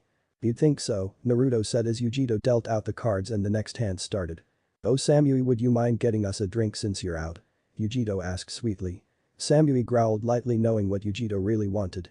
"Fine," Samui said standing and turning in one motion. Both players' eyes were immediately drawn to the blonde's retreating rear. Naruto flashed his foxy grin and Yujito licked her lips lightly up defiantly a sweet backdoor. When Samui returned she had to hide a laugh seeing Yujito had lost her shirt and, from what Samui could see, was holding a dead in the water kind of hand for what could be the last hand of the game. "Here are your drinks," Samui said handing both of them a drink. "Thank you Samui," Naruto said taking the drink. Yujito took the drink and quickly downed it. Samui couldn't hide her laugh when the hand ended and Yujito had lost so she was now right beside her on the great ship nudity. Yujito did just as Samui had done. She stood and didn't hesitate a second to take off her panties. Naruto once again went red face and had a trail of blood while Samui actually gaped. "You laughed at me you don't have any hair," Samui said. "Yup I prefer the feeling of clean and clear landscape," Yujito joked. Naruto shook his head and rubbed his brow. "So can we get dressed now?" Samui asked. "I don't know I think we should gang up and strip Naruto he got to see our goods we might as well be able to see his," Yujito said with a sly grin. "How about you just get dressed," Naruto said handing the girls their clothes. Samui quickly put her underwear back on while Yujito rolled her eyes. "Spoil sport," Yujito said before she dressed. Naruto couldn't remove the smile from his face if he wanted. He was doomed to be grinning like an idiot for the next few hours. Samui rolled her eyes and finished dressing before turning her attention back to Naruto. "I'm going to guess you liked what you saw?" Samui asked. "How do I put this fuck yeah? How could I not?" Naruto said before he dropped down onto his couch. Yujito took his left side nestling herself into his arms. Samui flushed red for a moment then moved in and took his right side. "So what should we do now?" Naruto asked. "I'm kin to beat I think I'll rest my eyes," Yujito said resting her head against his shoulder. "If you'd like," Naruto said. He turned to ask Samui the same but saw she had drifted off as well. Morning came and Yujito opened her eyes slowly as the scent of food drifted into her nose. Groggily she slowly sat up she could see Naruto in the kitchen but Samui was nowhere to be seen. "Where's Samui?" Yujito asked. "Taking a shower you can take one when she Naruto turned to see Yujito had vanished. "And I used to think Jiraiya was a pervert." "What the hell?" Samui's voice screamed out from the bathroom. I thought I'd save some water and join you, Yujito's voice replied. God, you're worse than Naruto, ugh, Samui groaned. Naruto paused for a moment when he didn't hear anything and nobody came out of the bathroom. His face slowly turned red as he thought about the two actually showering together. With a shake of his head he banished the thought so he wouldn't ruin breakfast. He didn't like wasting food. Roughly 10 minutes passed and Naruto was placing the plates out when the two girls both came out of the bathroom. Samui instantly looked at Naruto. Speak a word of this and I will have your balls, Samui growled. Whoa girl, you gotta take it one step at a time, Yujito laughed. You know what I meant, Samui spat before she sat down at the table with Naruto, whom only nodded. You have my word, and what happened between you two stays in that bathroom, Naruto said with a chuckle. Now let's eat, the girls nodded and breakfast began. A few days had passed and Naruto had given his genin the day off. It was Yujito's turn for a date and she wanted to go out for dinner again. Naruto didn't mind in the slightest, he got to show Yujito off and she got to show him off. Currently the two were walking hand in hand towards one of their favorite restaurants. Yujito moved closer to him, resting her head on his shoulder as they walked. She smiled softly as she felt Naruto kiss the top of her head. Once inside the restaurant and their meal served, Yujito kept looking to Naruto. She wanted to tell him how she felt but couldn't think of the right time to do it. She was head over heels for him but was simply too embarrassed to tell him. You look like you want to say something, Naruto said, putting his chopsticks down. I do, I just don't know how, Yujito said. Her eyes snapped up when she felt Naruto's hand cover hers. Well, I have something I want to say to you, Naruto said as he moved around the table and sat next to her. What? Yujito asked. Yujito, I think I love you, Naruto said, making the woman's eyes widen and her mouth went dry. You do? She nearly squeaked. She had no control over her voice at the moment. She could only stare at Naruto in shock. Her mind snapped back after a moment. What about Samui? Yujito asked. Flashback. Yujito and Samui sat together, neither able to speak but both needed to say something to each other. Samui mustered her courage first and spoke. Yujito, I think I'm in love with Naruto. I know, Yujito said. I feel the same, I want him so bad it hurts, Yujito added. So what do we do? Samui asked. She didn't want to hurt Yujito, but she didn't want to be hurt either. I don't know, I guess it all falls on Naruto. If he chooses one of us, we need to be able to accept it might not be the one we want it to be, Yujito said, knowing she loved Naruto, but she wasn't sure how he felt yet. I don't think I could handle being rejected, Samui said, grabbing her arms. I'm not usually like this but I can't help it. It's Naruto, he just has that effect on people, us especially, Yujito said. What if he can't decide? Samui asked. I'll admit it. I would be okay sharing, whether it's okay or not is up to you, Yujito said with a flushed face. Samui gulped lightly, trying to think of what to say. Well, I guess if it's you I could give it a shot, Samui said with a red face. Yujito froze hearing this. After biting her lip for a moment she grabbed Samui's hand and pulled her away. Come with me for a minute, Yujito said as the two moved through the village. Where are we going? Samui asked, confused. I have to see something, Yujito said before she pulled Samui into an alley and out of the sight of people. Samui's eyes widened when she saw Yujito's face. She froze when she found herself pinned to the wall and Yujito inches from her face. She could feel her breathe on her lips and cheeks. Beauty Samui was stopped when Yujito dipped her head in and kissed Samui full on. Samui didn't know what to do. Yujito placed a hand on Samui's hip and the other snaked into her hair. Samui finally reacted, and to Yujito's response, it was to deepen the kiss by mirroring her actions. One hand moved to her hip with the other ran over her neck and into her hair. The two broke away out of breath and red-faced. Did you feel that? Yujito asked. It was like I was kissing Naruto, Samui said. It was all she could compare it to. It felt the same, the way her body reacted was the same when she kissed Naruto. That's what I was thinking, you do the same to me, Yujito said. So what now? Samui asked. I don't know, Yujito said. Flashback end. Samui, well, I love her too, that's why I had to tell you, because we can't do this, I can't choose between you two and I don't want to hurt either of you, Naruto said solemnly. Have you told Samui? Yujito asked. No, I was going to tell her during our date tomorrow, Naruto said as he pulled back. No, you have to tell her now, Yujito said, standing and pulling Naruto out of the restaurant.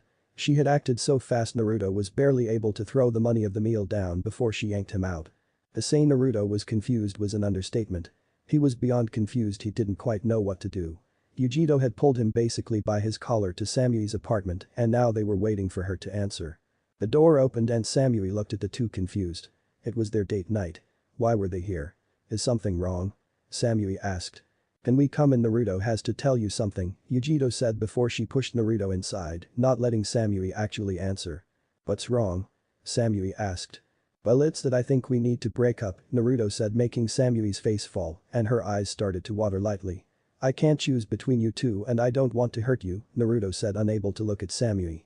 Samui's eyes dried instantly and she looked to Yujito, who smiled and winked at her. Samui knew what Yujito was doing. And Yujito grinned when she saw a smile slide over Samui's face. Well, that's unacceptable, Samui said, placing her hands on her hips. Unacceptable? Naruto asked. Yeah, because I love you just like Yujito does, so if you broke up with us that would hurt us, Samui said. Then what should I do? Naruto asked, looking at both women for the answer. Easy, Yujito said. Kiss us, Samui said. Naruto's eyes widened and he looked to them both, seeing they were both smiling. Naruto grabbed Yujito first since it was their date night after all, and pressed her body against himself and their lips a moment later. Yujito's arms wrapped around his neck and their tongues started to dance together. Naruto's hand moved down, grabbing her ass, making her moan into their kiss. And to Yujito's disdain, their kiss ended all too fast, and Naruto had grabbed Samui and was kissing her just as passionately. Samui did the same as Yujito, and her arms moved around Naruto's neck. But unlike Yujito, Naruto's hand moved up rather than down. One hand snaked into her hair while the other stopped just under her bust. Their kiss ended as abruptly for Samui as it did for Yujito. Both girls looked to see Naruto standing looking at them both with a huge smile on his face. How can I be so lucky? Naruto asked as the two girls moved towards him. No idea, Samui looked at Yujito, who nodded. But we have something we want to do for you, Yujito said. More like to you, Samui added as they moved Naruto toward Samui's bedroom. You don't have to, Naruto said. No, but we want to, the two said in unison as they pushed Naruto into the bedroom. Naruto's back hit the bed as Yujito and Samui stood over him. Yujito licked her lips as she looked down at Naruto. Her hands moved to her sides, grabbing the hem of her shirt. Naruto looked to see Samui doing the same. It was in this moment he noticed was dead last in a race. As quickly as he could, Naruto dispatched his clothes. Yet he still came in last and found himself still in his underwear when the two now naked women descended upon him. Yujito ran her hand up his chest while Samui pressed her lips against his. Naruto moved his hand onto Samui's body, groping her as they kissed. His other hand interlocked with Yujito's. Naruto moaned into his kiss as Yujito started to rub him through his underwear. You don't mind if I have a little fun first, do you, Samui-chan? Yujito asked. All yours for the moment, Samui replied as she and Naruto started to make out again. Yujito smiled and freed Naruto's member from its confines. She smiled and licked her lips and she stared at his impressive member. Yujito gently wrapped a hand around Naruto's manhood and started to jerk him slowly as well as she started to lick the tip of his manhood. She almost moaned as she tasted his cock. Her soft stroke and light licking quickly descended into a lustful blowjob. Her head started to bob as she worked over his shaft. She liked the taste of his rod and wanted more, a lot more. Samui and Naruto's make out and in full force as their tongues battled for supremacy of the other's mouth. Naruto's hand found Samui's ass and proceeded to give her a good squeeze. Moaning into their kiss, Samui ran a hand around his chest. Her fingers danced through his light chest hair. Naruto growled lustfully as he felt Yujito's tongue working the underside of his manhood. Samui pulled back, looking down at Naruto before she licked her lips. Damn, you are a good kisser, Naruto only grinned in response and pulled her down into another kiss. Yujito gave a moan onto Naruto's cock as she started to rub herself as she continued to bob her head. Naruto groaned as he felt himself nearing his first release. Yujito-chan, Naruto tried to warn her, but she either didn't hear him or didn't care because she simply just kept sucking until he burst into her mouth. Naruto groaned lustfully as he emptied his load into Yujito's mouth. Samui pulled back to watch Yujito, who was now crawling up Naruto's body. Once she reached them, she grabbed Samui and pulled her into a searing kiss. Samui's eyes shot wide, feeling Yugosho's tongue pry open her mouth. Her eyes widened more when she found out why she was kissing her. Samui's eyes rolled back slightly as their tongues started to play together as Yujito shared her bounty from Naruto's seed. She wasn't expecting his cum to taste so good. But it did. The two pulled back for a moment, both panting, heaving from their kissing. I so told you that you were bi, Yujito laughed. Okay, you win, I'll pay up later, now I want that in me, Samui said as she eyed Naruto's still hard member. All yours, I want to feel Naruto's tongue on my lips, Yujito said, giving Naruto a sultry look. With a foxy smile, Naruto beckoned Yujito to him. Yujito licked her lips as she curled over Naruto. Naruto groaned as he felt Samui rubbing herself against him. Their eyes met as she slowly took his cock. She moaned lightly as inch after inch sunk into her. Oh, it's so big, Samui moaned as she placed a hand on her stomach, feeling the fullness that Naruto gave her. I know it is awesome, right? Yujito laughed before she moved over Naruto, her legs on either side of his face. Yujito gave a gasp, feeling Naruto's tongue run over her womanhood. Both girls took only a moment to look at each other before they locked lips once again. Samui's hips started to bounce as she began to ride Naruto. Yujito on the other hand trembled as Naruto continued to tease her.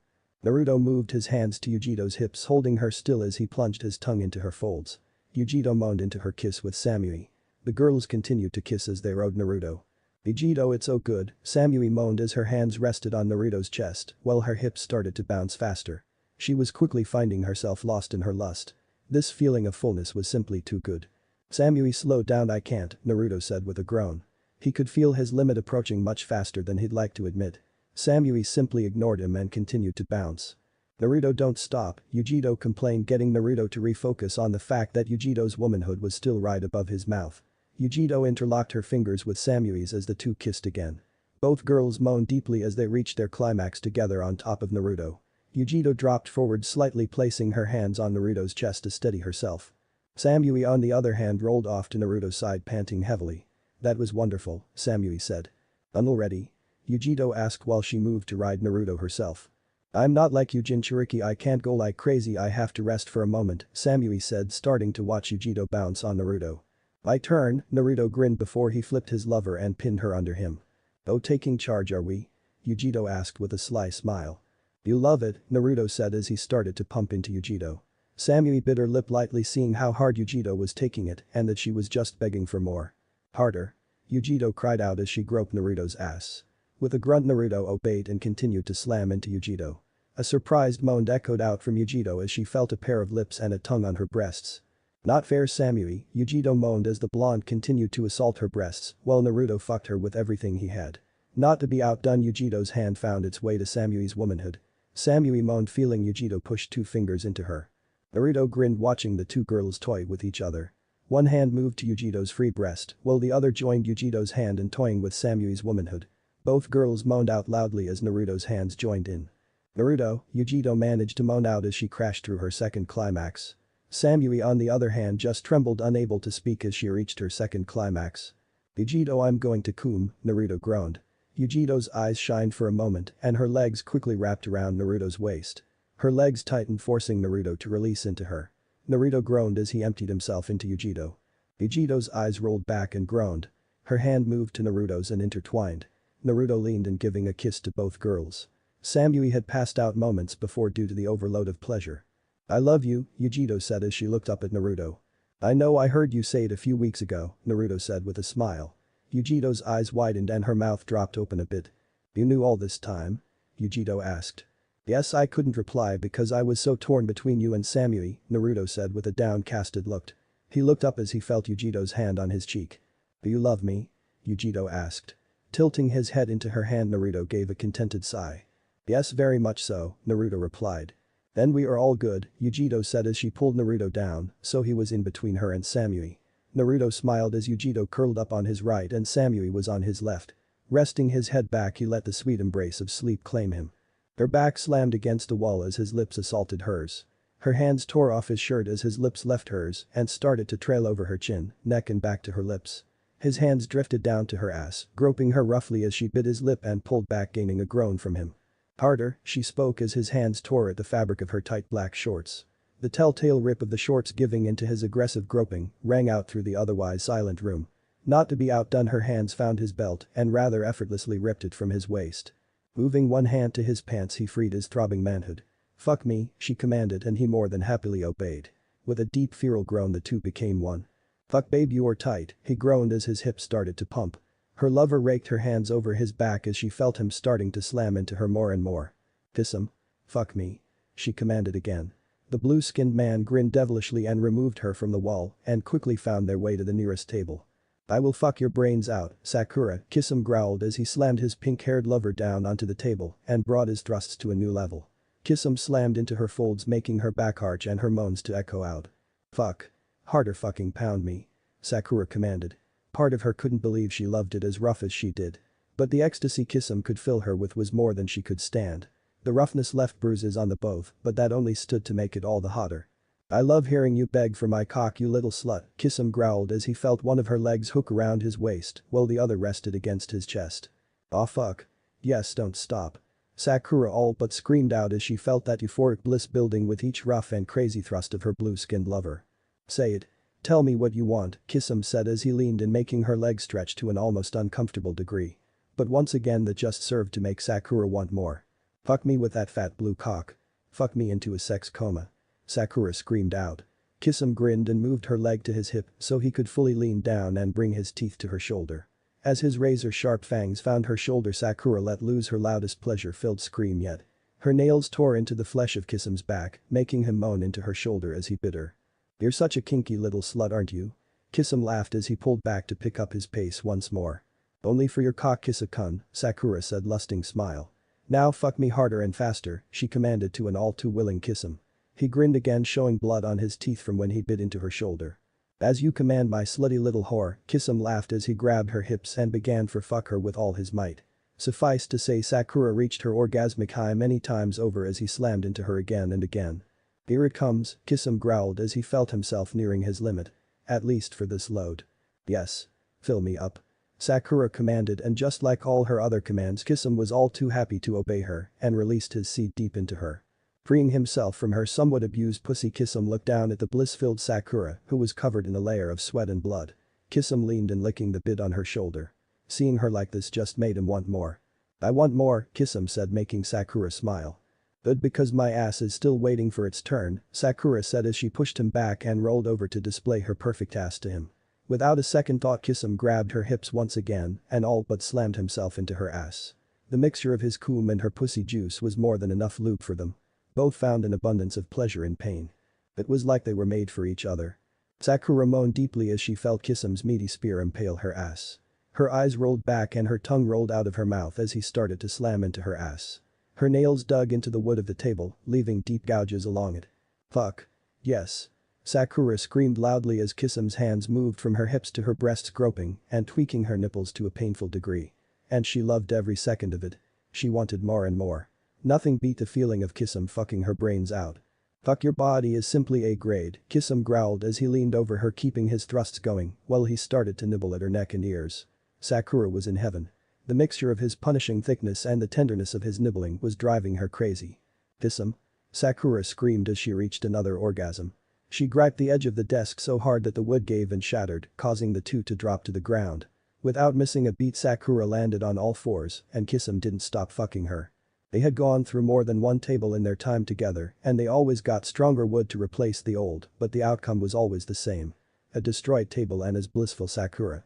Kisum gave another growl, letting Sakura know he was getting close once more. "No. I want your cum in my pussy. Fuck me pregnant," Sakura commanded. The notion of pregnancy drove Kisum over the edge with lust. The thought of her bearing him a child, willingly at that, was the biggest turn-on for him. "Yes." Kisum roared as he removed himself from her rear and quickly buried himself in her pussy once more. His thrusts quickly built up again, and with a euphoric roar, Kisum emptied himself into her wanting pussy again. The two stared at each other as they slowly came down from the highs. Kisum smiled as he panted heavily. "I love you," Sakura said as she licked her lips.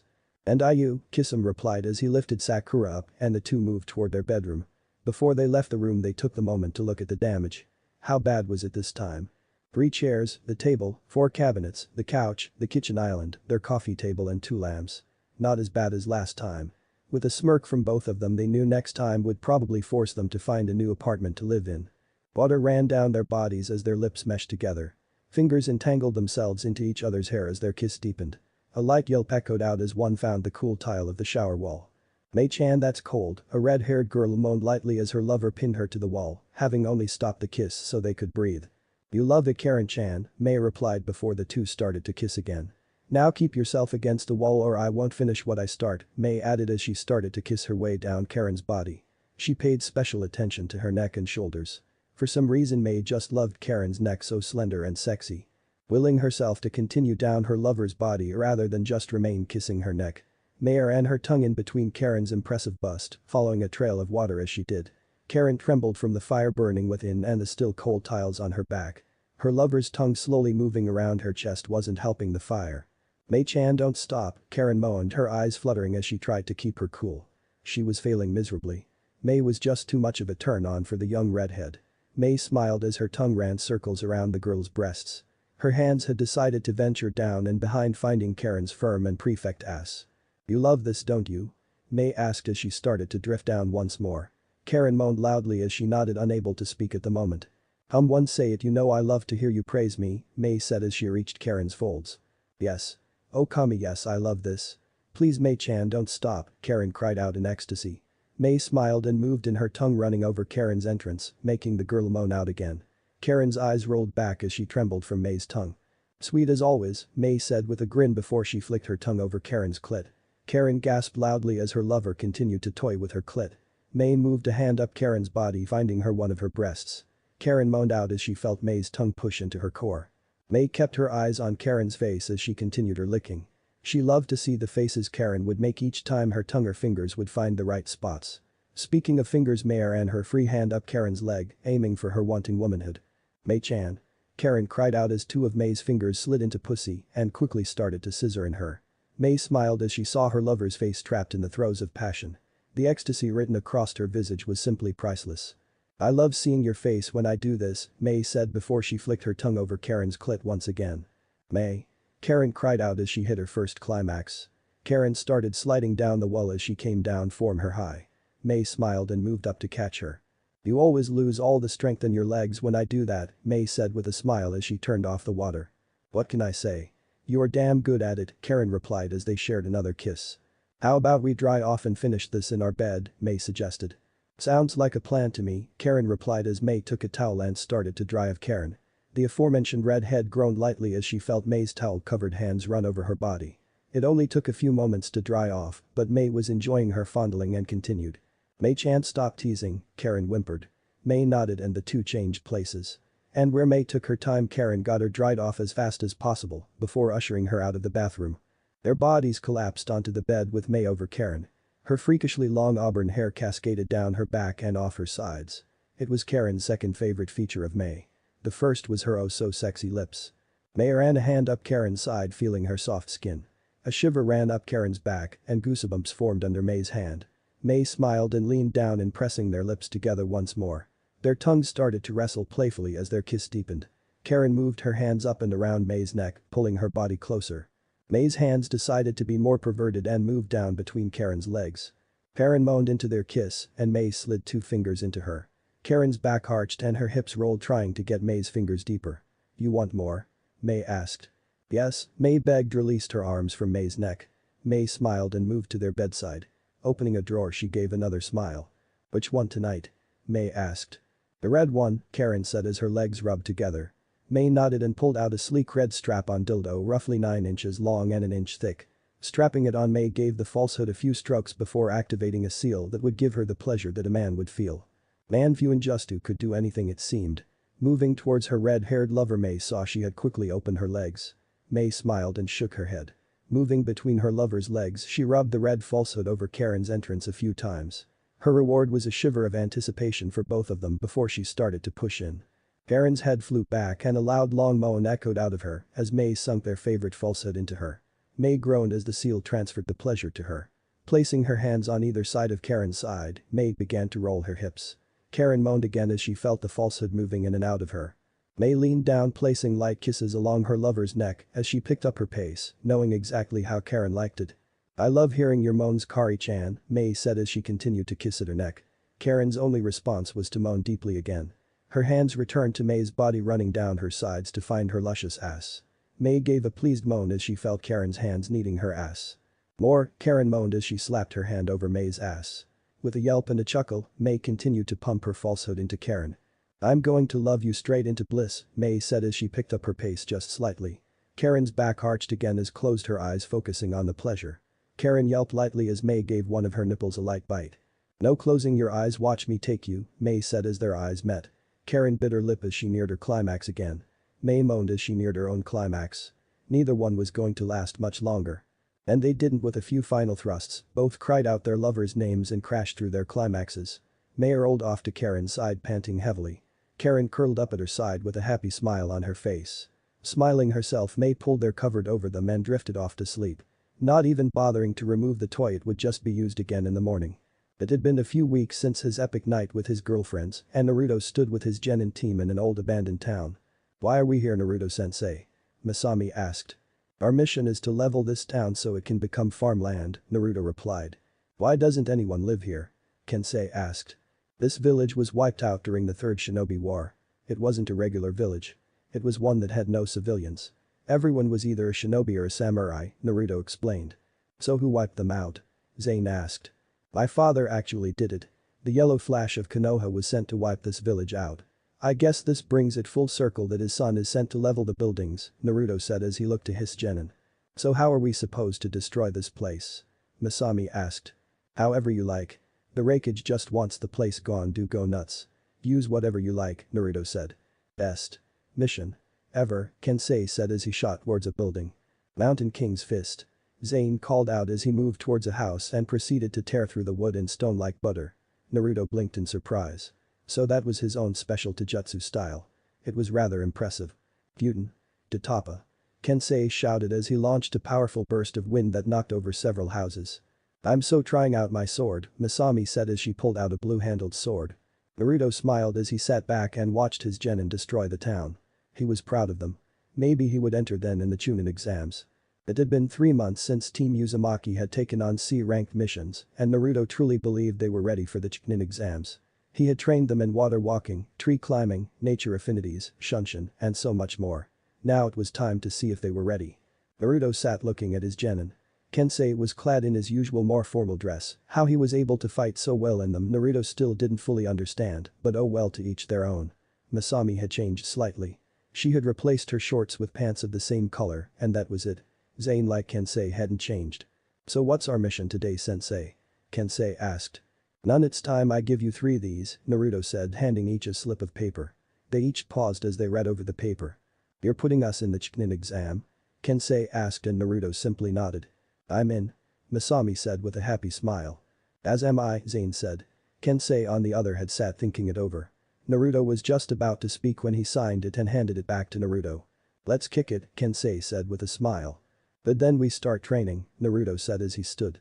He sat behind his desk reading over his reports for who would be going to the Chunin exams this year. It looked like about only 10 teams this year. He then saw why. Naruto's team was in there, that boy training his team a little too well. They were more than ready for the Chunin exams. Mabui, is it Suna or Konoha's turn to host the exams? I asked. Konoha, Suna hosted the last one, we had 3 promotions last time, Mabui replied. Well then send these to Konoha, I said as he handed her the list of competitors. Mabui nodded and left. I wasn't sure if it was a good idea to send Naruto to Konoha, but if he wanted his students to try and become genin, he would have to suffer. 1 week later. Naruto and his team sped down a road at high speeds. A foxy smile plastered across Naruto's face as he saw the gates of Konoha coming up fast. Signaling to his genin, the 4 slowed as they reached the gates. Naruto was surprised to see the 2 usual gate guards weren't there. They had to be rather new since they didn't recognize him. Sensei, can we get some food? Masami asked. Naruto nodded, then smiled. Pick a place and let's grab some grub, Naruto said. I want ramen. Masami said, throwing her fists into the air. Both Zane and Kensei simply rolled their eyes. The girl was a little obsessed with ramen. Naruto grinned brightly, knowing just the place. Hey old man, you still here? Naruto called out as he led his team in Ichiraku ramen. Naruto. Good Kami, look at how you've grown. Tucci said as he watched the 3 kids sit down next to Naruto. Naruto. A voice called out, getting another smile from Naruto. Ni-san, Naruto said as a woman appeared from the back and quickly hugged Naruto. I've missed you so much, Naruto. Am was almost in tears with how happy she was to see Naruto. Naruto returned the hug and after a few moments the 2 parted and Am quickly smacked him. Can't you visit once in a while? Not really, I have a team to lead, Naruto said, pointing to his genin. You're a teacher? I'm so sorry, you 3, Am said, making the genin burst out in laughter. Oh, that hurt more than the slap, Naruto said in mock pain. Okay, that's enough, what will it be? Tucci asked. Veggie lovers ramen please, Kensei said after a quick scan of the menu. Shrimp ramen with extra shrimp, Zane said. Ooh, what's the Naruto special? Masami asked. That's our all-you-can-eat ramen special. We changed up each bowl and keep it coming till you can't eat anymore. I'll have that, both Masami and Naruto said with smiles. You sure she's your student and not your daughter? Tucci laughed. Naruto just grinned and shook his head. Once they had eaten their fill, the 4 headed towards the Hokage's tower to get their assigned residence. Naruto seemed to be happy that most people didn't recognize him.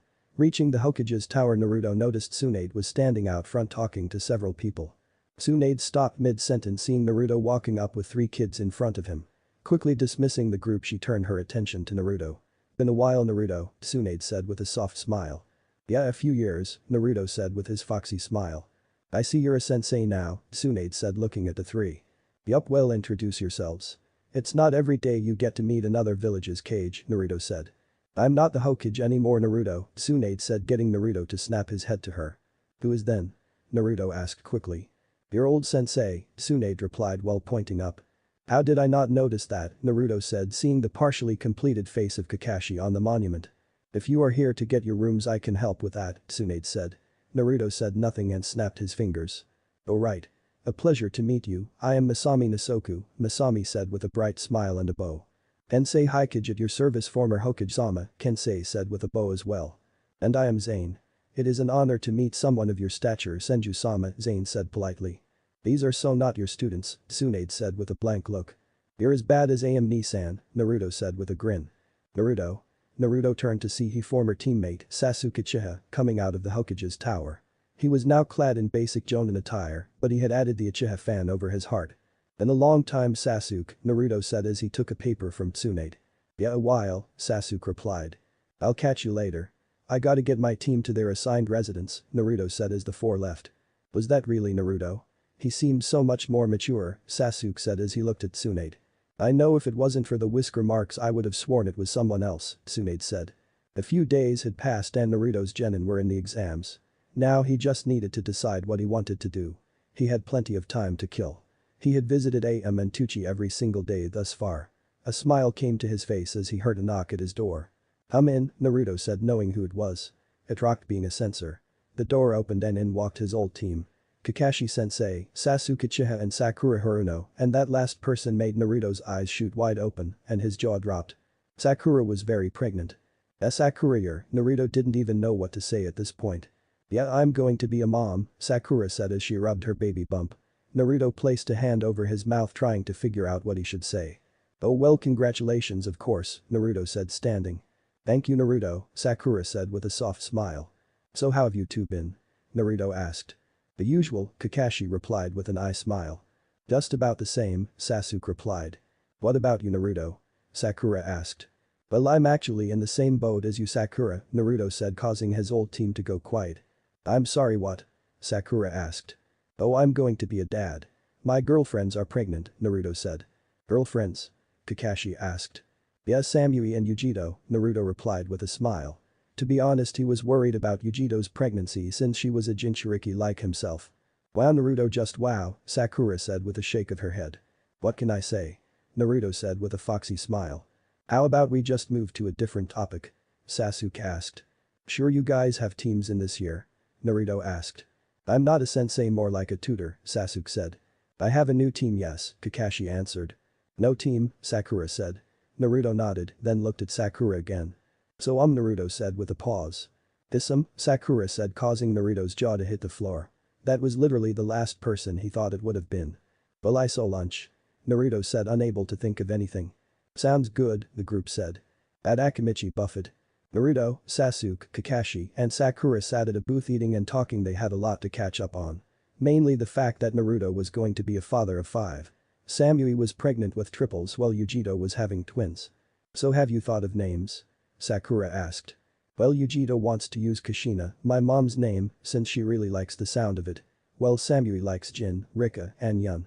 I'm still a little iffy with the names, but we'll figure it out," Naruto explained. "So is that why they are home, because they are pregnant?" Sakura asked. "No, they both took less stressful jobs until they are put on maternity leave. So they are actually working instead of going on missions. But they'll be here for the 3rd exam," Naruto explained. "Well, I can't wait to meet them," Sakura said. "Speaking of meeting," Naruto said. "Yes, Kisame lives here. But he's on a mission at the moment. He should be back in a few days," Sakura said. Naruto nodded and flipped some of the meat he was cooking. "So Sasuke, anyone special in your life?" Naruto asked. "Yeah, her name is Sarah. She is civilian and works in the Hokage's tower," Sasuke answered.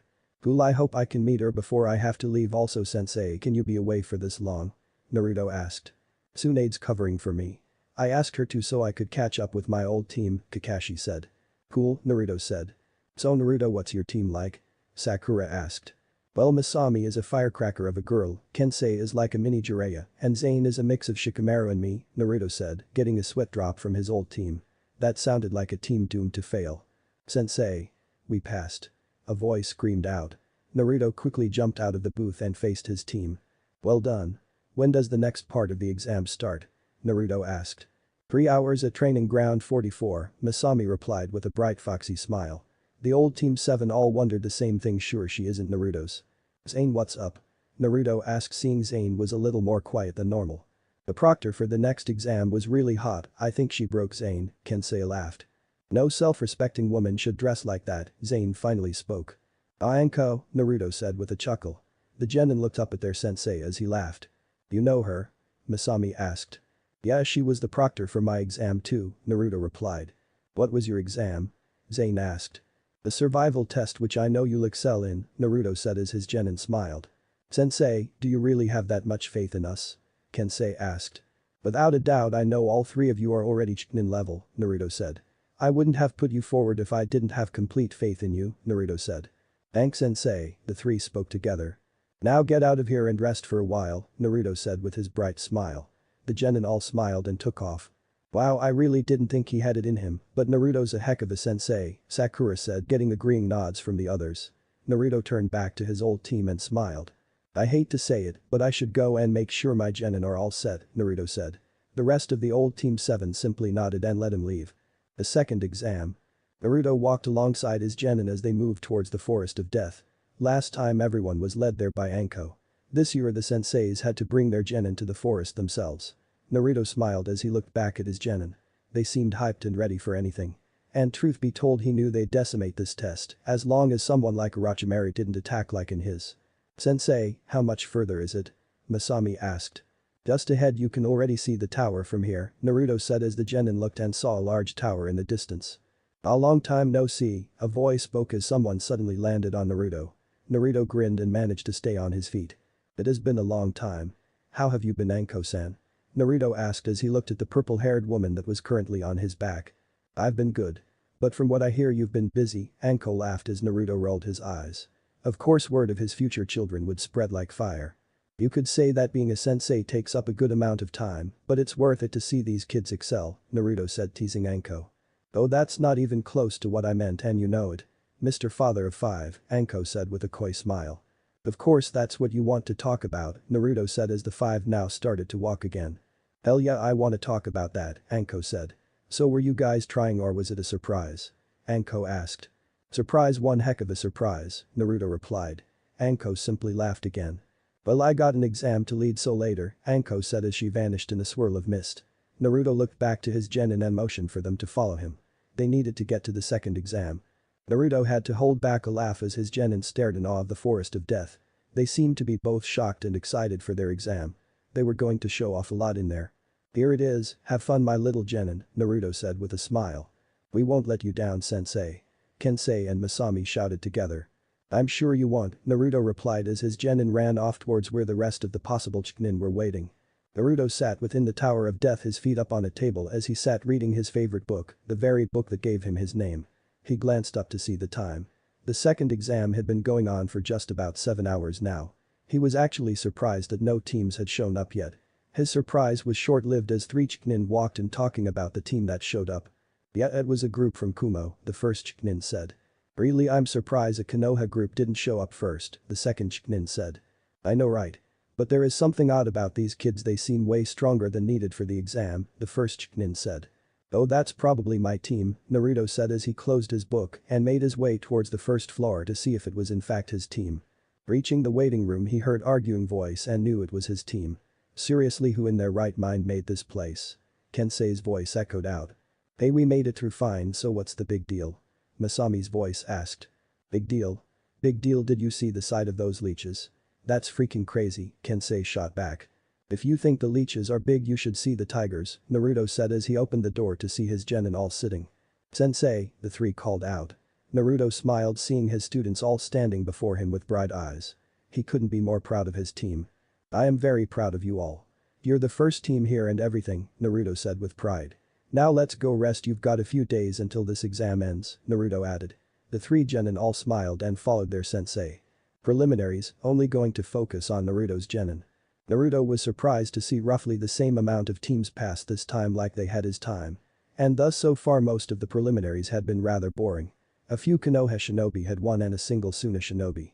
But now it was going to get interesting. Tensei was the first of Naruto's students to get his name displayed. The well-dressed boy faced off with a member of the Hyuga clan. This would be fun depending on how strong the Hyuga was. Tensei Hyuga of Kumohagakure and Ren Hyuga of Konohagakure, you may begin, Rock Lee spoke. The two remained motionless, both waiting for the other to move first. I should tell you, just give up. You can't win, the Hyuga boy spoke. I don't know the meaning of the phrase, Tensei said as he spun once and a burst of smoke went off. Byakugan, Ren spoke as his eyes changed and he saw Tensei within the smoke. The smoke cleared and Tensei was still standing there, but now he held a BM staff. You think a weapon will save you? Ren asked. Tensei grinned as he spun his BM staff. I am Tensei Hyuga, student of the Crimson Shinobi, and next Raikage. Tensei shouted, getting a chuckle from Naruto and his genin. They all were slightly surprised when Tensei had suddenly wanted to be Raikage. None of them were privy to the reason yet. TCH, well, you'll never become a Kage if you can't beat me, Ren said as he shot forward. Sensei, when did Tensei get a BM staff? Masami asked. About a week before the exams. He said he liked the reach of my Shinikiba. But his style wouldn't work with a bladed weapon. So I got him that and he's a natural, Naruto explained. Interesting, Zane said simply.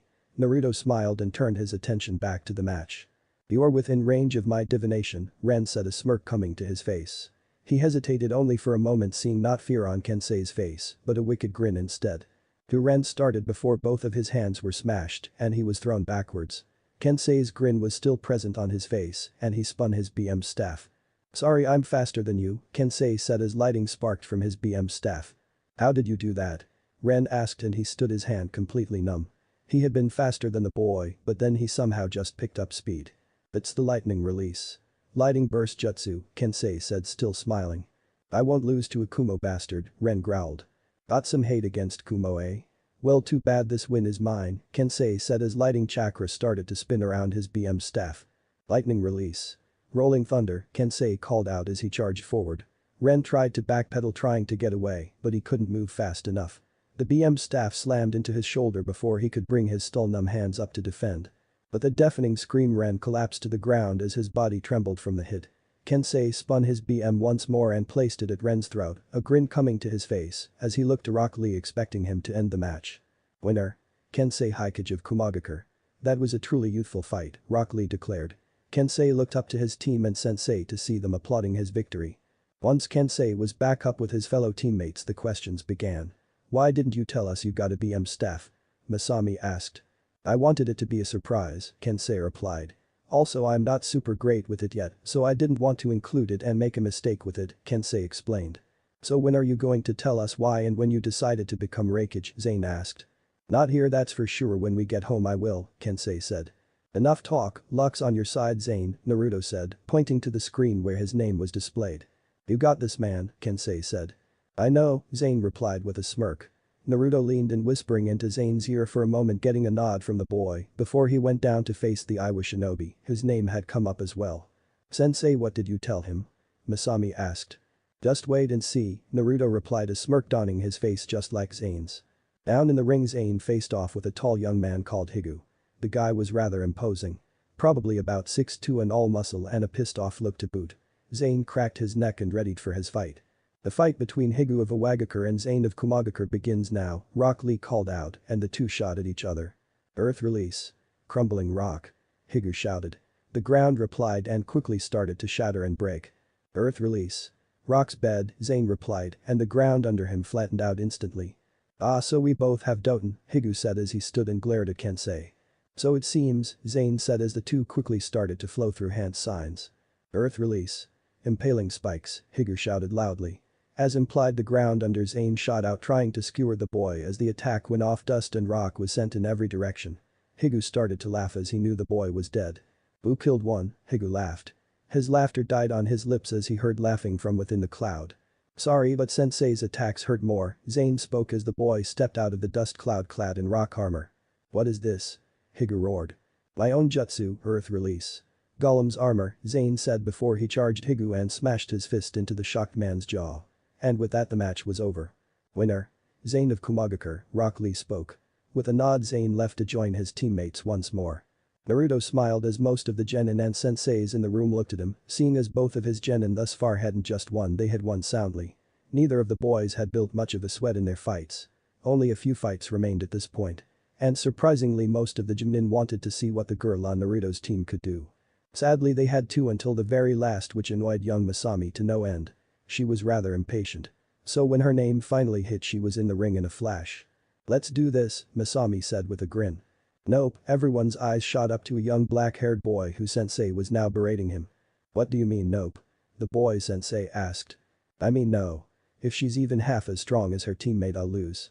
I'd rather save the pain and just drop out. The other two both lost so we can just try next time," the boy said with a deadpan explanation. "You're a Nara aren't you?" Naruto's voice asked out. "Yeah, and I forfeit, quit whichever you need to use, I'm not fighting." "No offense to you Masami," the Nara boy said as he crossed his arms. "Bullshit." Masami almost cried she didn't get to show off at all. Rock Lee stepped forward looking at the pouting girl. "Masami wins via forfeit. With that these preliminaries are complete," Rock Lee said as he stepped away, and Kakashi, who was clad in his Hokage robes, stepped forward as the winners all moved into the ring with their senseis behind them. "Congratulations on winning your match. You will be given 1 month to train and ready yourselves for the finals. Train hard and be ready to show off. Now we will draw lots to see who fights who," Kakashi said as Rock Lee reappeared with a box. "Since you won without a match, Masami you may pick first," Kakashi said, looking at the still pouting girl. The girl smiled lightly, then moved and grabbed her number. A big grin slid over her face as she saw the number. "Boo, I'm number 1. Masami said with a cheer, getting to be the first match. After her open celebration the other kids all moved and picked their numbers. "These are the matches. Remember the order and train hard," Kakashi said. Naruto looked, his eyes only focusing on his team. Match 1. Masami Nasoku vs Hanabi Haikta. Match 4. Kensei Hikage vs Shai. Match 6. Ori Kiken vs Zane. Naruto looked to see his genin looking at their competition. The only one he was worried about was Masami and Kensei. Ori had won, but only just, while Shai had, like his team, decimated his opponent. Then there was young Hanabi, she was not going to be easy. From what he had heard she was essentially a young female Nietzsche. "Let's go," Naruto said. His genin all nodded and the four left the tower and headed back to the village. None of them were worried about the forest this time. After all, who would try and pick a fight with the Crimson Shinobi in a place that he knew? Apparently the answer was a strange plant man. Naruto had reacted just in time to dodge a swing from a strange half-white and half-black man. "Leave," Naruto said with a serious tone. His genin didn't hesitate before they each used a scroll they had on them and vanished via reverse summoning. "Zetsu, yes?" Naruto asked, seeing the plant man. "Yes, and you will be killed here," the two-tone voice of Zetsu replied. Naruto paused, then turned his head. "You can come out too," Naruto said. After a moment the masked man known as Toby stepped out from behind a tree. "Do on one, this will be fun," Naruto said as he cracked a seal on a scroll, and he was overtaken by a plume of smoke. Neither moved as they knew what he was doing. The smoke cleared and Naruto stood clad in his armor infused with the fox's chakra and the shinikiba in his hand. "You are impressive, I will admit, but you can't beat us both," Toby said with a sneer. "Just you wait and see," Naruto replied. And the fight began. Naruto was slightly confused at first though. Only Toby attacked. Zetsu simply stood back waiting. He would have to deal with it when it happened. Sickle and fan clashed against Naginata. Naruto was disappointed to see that his weapon didn't simply cut through the fan. He would just have to work harder. His body started to move faster and faster, causing Toby to have trouble keeping up even with his eye. His only saving fact was he could become intangible. This is ridiculous, Toby thought as his eye power was forced into use again to save himself from yet another fatal hit. With a glance to Zetsu the fight changed. Naruto was put on the defensive as the two started to fight together. "You will lose," Toby said as he brought the sickle down, trying to cleave off Naruto's arm. "Wind release." "Repulse," Naruto shouted as a blast of wind went off, throwing both of them back. The small reprieve ended up being fatal for Zetsu. Toby watched in shock as Naruto simply vanished in a burst of speed, so fast his Sharingan completely missed it. His mouth fell open when he heard a scream and he turned to see Zetsu pinned to a tree with Naruto's shinikiba impaled through his chest. His scream died an instant later as Naruto lashed out with a katana from the ceiling pattern on his side of his armor and removed the two-tone man's head. Toby glared as he saw his best henchman die. Naruto pulled his weapons back and landed facing Toby once more. Putting the katana on his hip, he ready to fight with his Naginata once again. Toby clenched his fist as he glared at the young man. His plan was gone. Akatsuki was gone.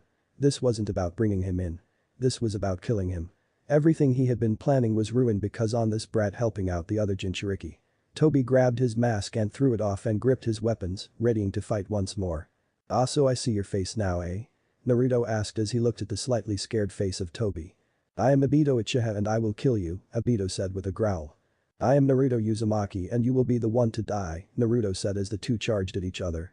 Obito growled. That damned helmet had to come off. If he could proper eye contact he could put Naruto under a Jinjutsu and simply kill him. But that helmet was somehow blocking him from casting a proper Sharingan Jinjutsu on him. Obito and Naruto continued their fight with a clear advantage going to Naruto. Each passing strike was damaging the fan and sickle more and more. "Time to end this," Naruto said as he jumped back and switched his weapons. Obito took a moment to breath then charged in. Naruto didn't move. His stance changed and his mind cleared.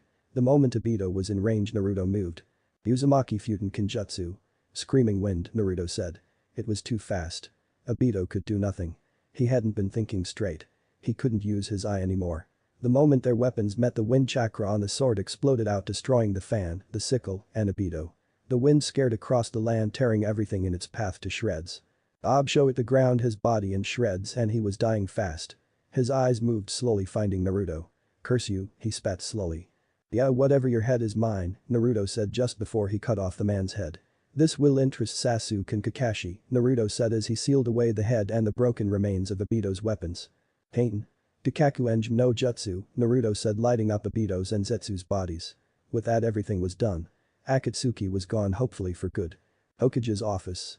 "Then I cut off his head and sealed it in this scroll," Naruto said as he finished explaining the fight in the forest to Kakashi who seemed shocked. He had to wait a while to finish after he had said it was Obito. Kakashi took a slow breath and nodded. "Please leave the scroll then you can leave," Kakashi said.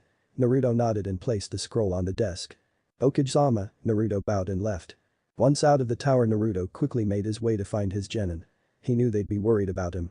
He reached a hotel room in a few minutes and saw his genin all sitting and reading. "Good to see you guys still study rather than worry about me and do nothing," Naruto said as he stepped into the room. "Sensei," all three jumped up and ran to their sensei. Masami and Kensei both tackled Naruto into a hug while Zane simply smiled seeing his sensei was okay. "Okay, that's enough, we need to go over your training regiments for the month," Naruto said getting his genin to snap to training mode and all three stood ready to learn. "First off Zane, we are going to continue working on that," Naruto said getting a smile from the boy. "Kensei, you said you had something you wanted to show me. After that we'll work on your Futen as it could use some work," Naruto said getting a big grin from the second boy. "And Masami? Can you teach me how to summon?" Masami quickly asked. "If that is what you want," Naruto said. In truth Masami needed the least work since other than her teammate nobody in the exams knew her skills. "But for now get some rest, we start tomorrow," Naruto added. With that they all moved to change and sleep. Summon training. Naruto stood in front of his gen and all three decided that they wanted to learn the summoning jutsu. "Okay, I've shown you the hand signs.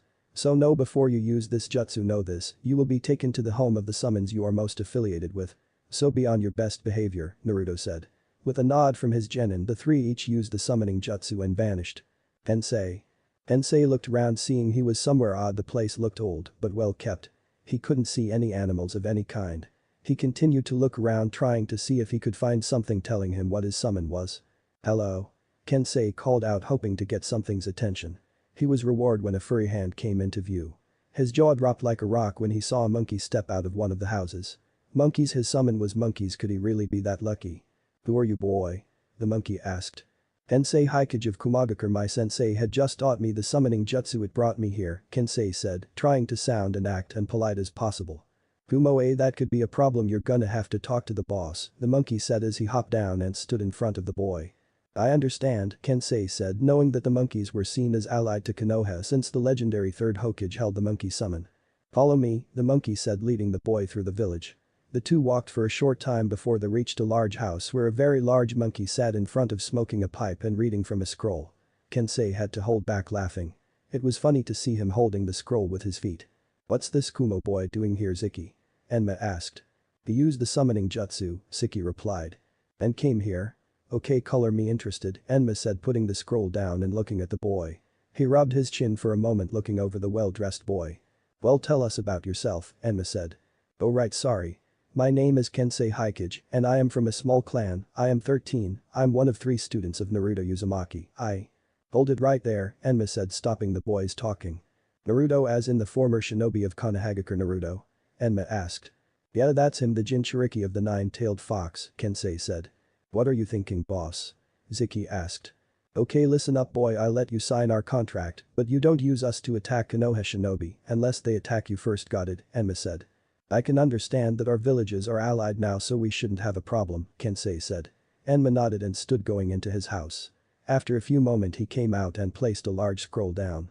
Kensei watched as it opened as he saw the names on it. Hiruzen Sarutobi and Konohamaru Sarutobi were the two newest names on it. Following their lead, he bites his thumb and signs the contract with a big smile on his face. Welcome to the Monkey Clan, little Saru, Enma said. I look forward to working with you guys, Kensei said with a smile still on his face. Enma nodded and the boy vanished away. Zane. The smoke cleared and Zane looked around. He wasn't quite sure where he was. The place was simply an open field. He could see a small village up ahead.